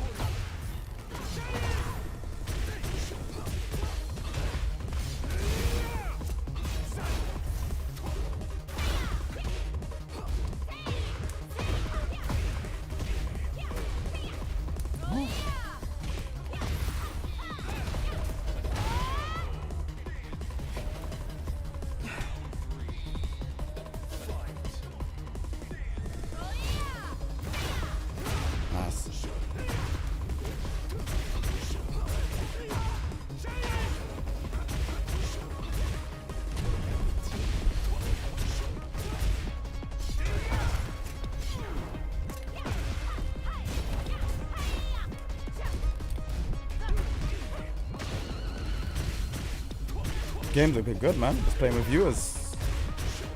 People that's followed. That's a lot of damage, man.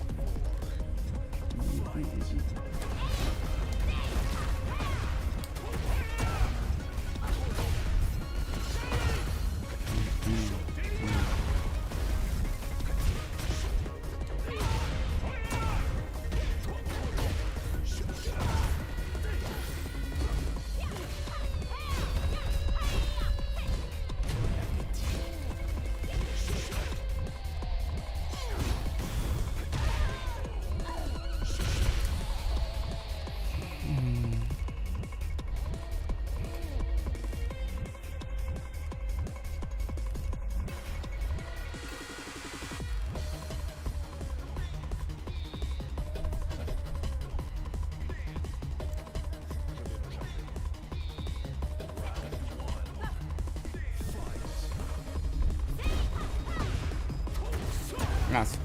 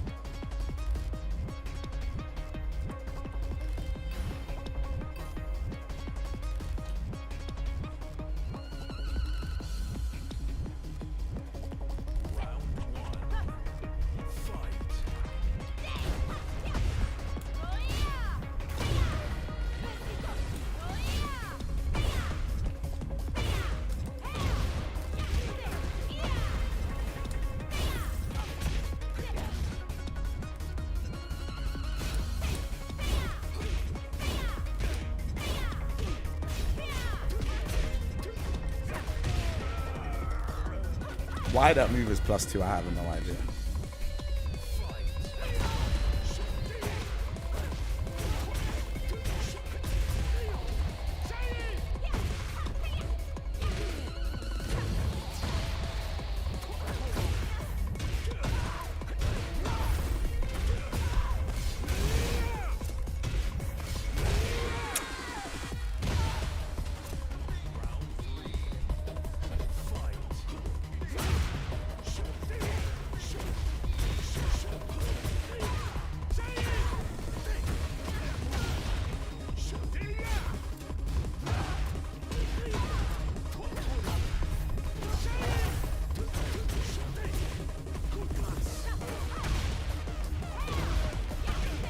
What?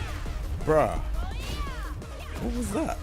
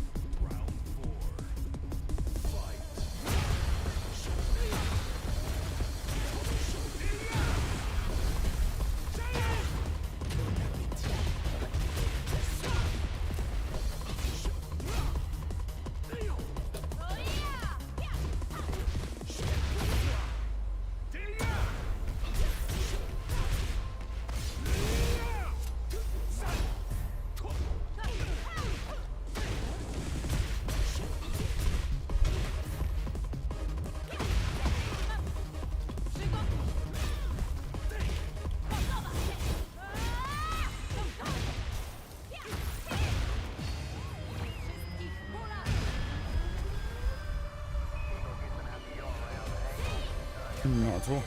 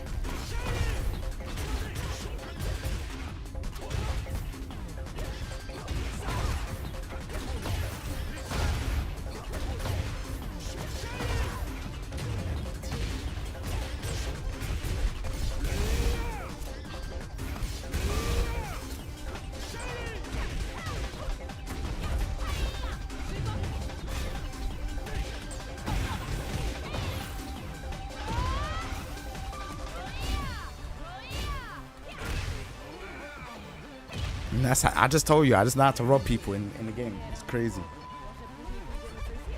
That's all I know how to do. That was pure robberies. I just know how to rob people in the game. I promise you. I think that's it, man. I'm way too hot. Oh goodness gracious, man.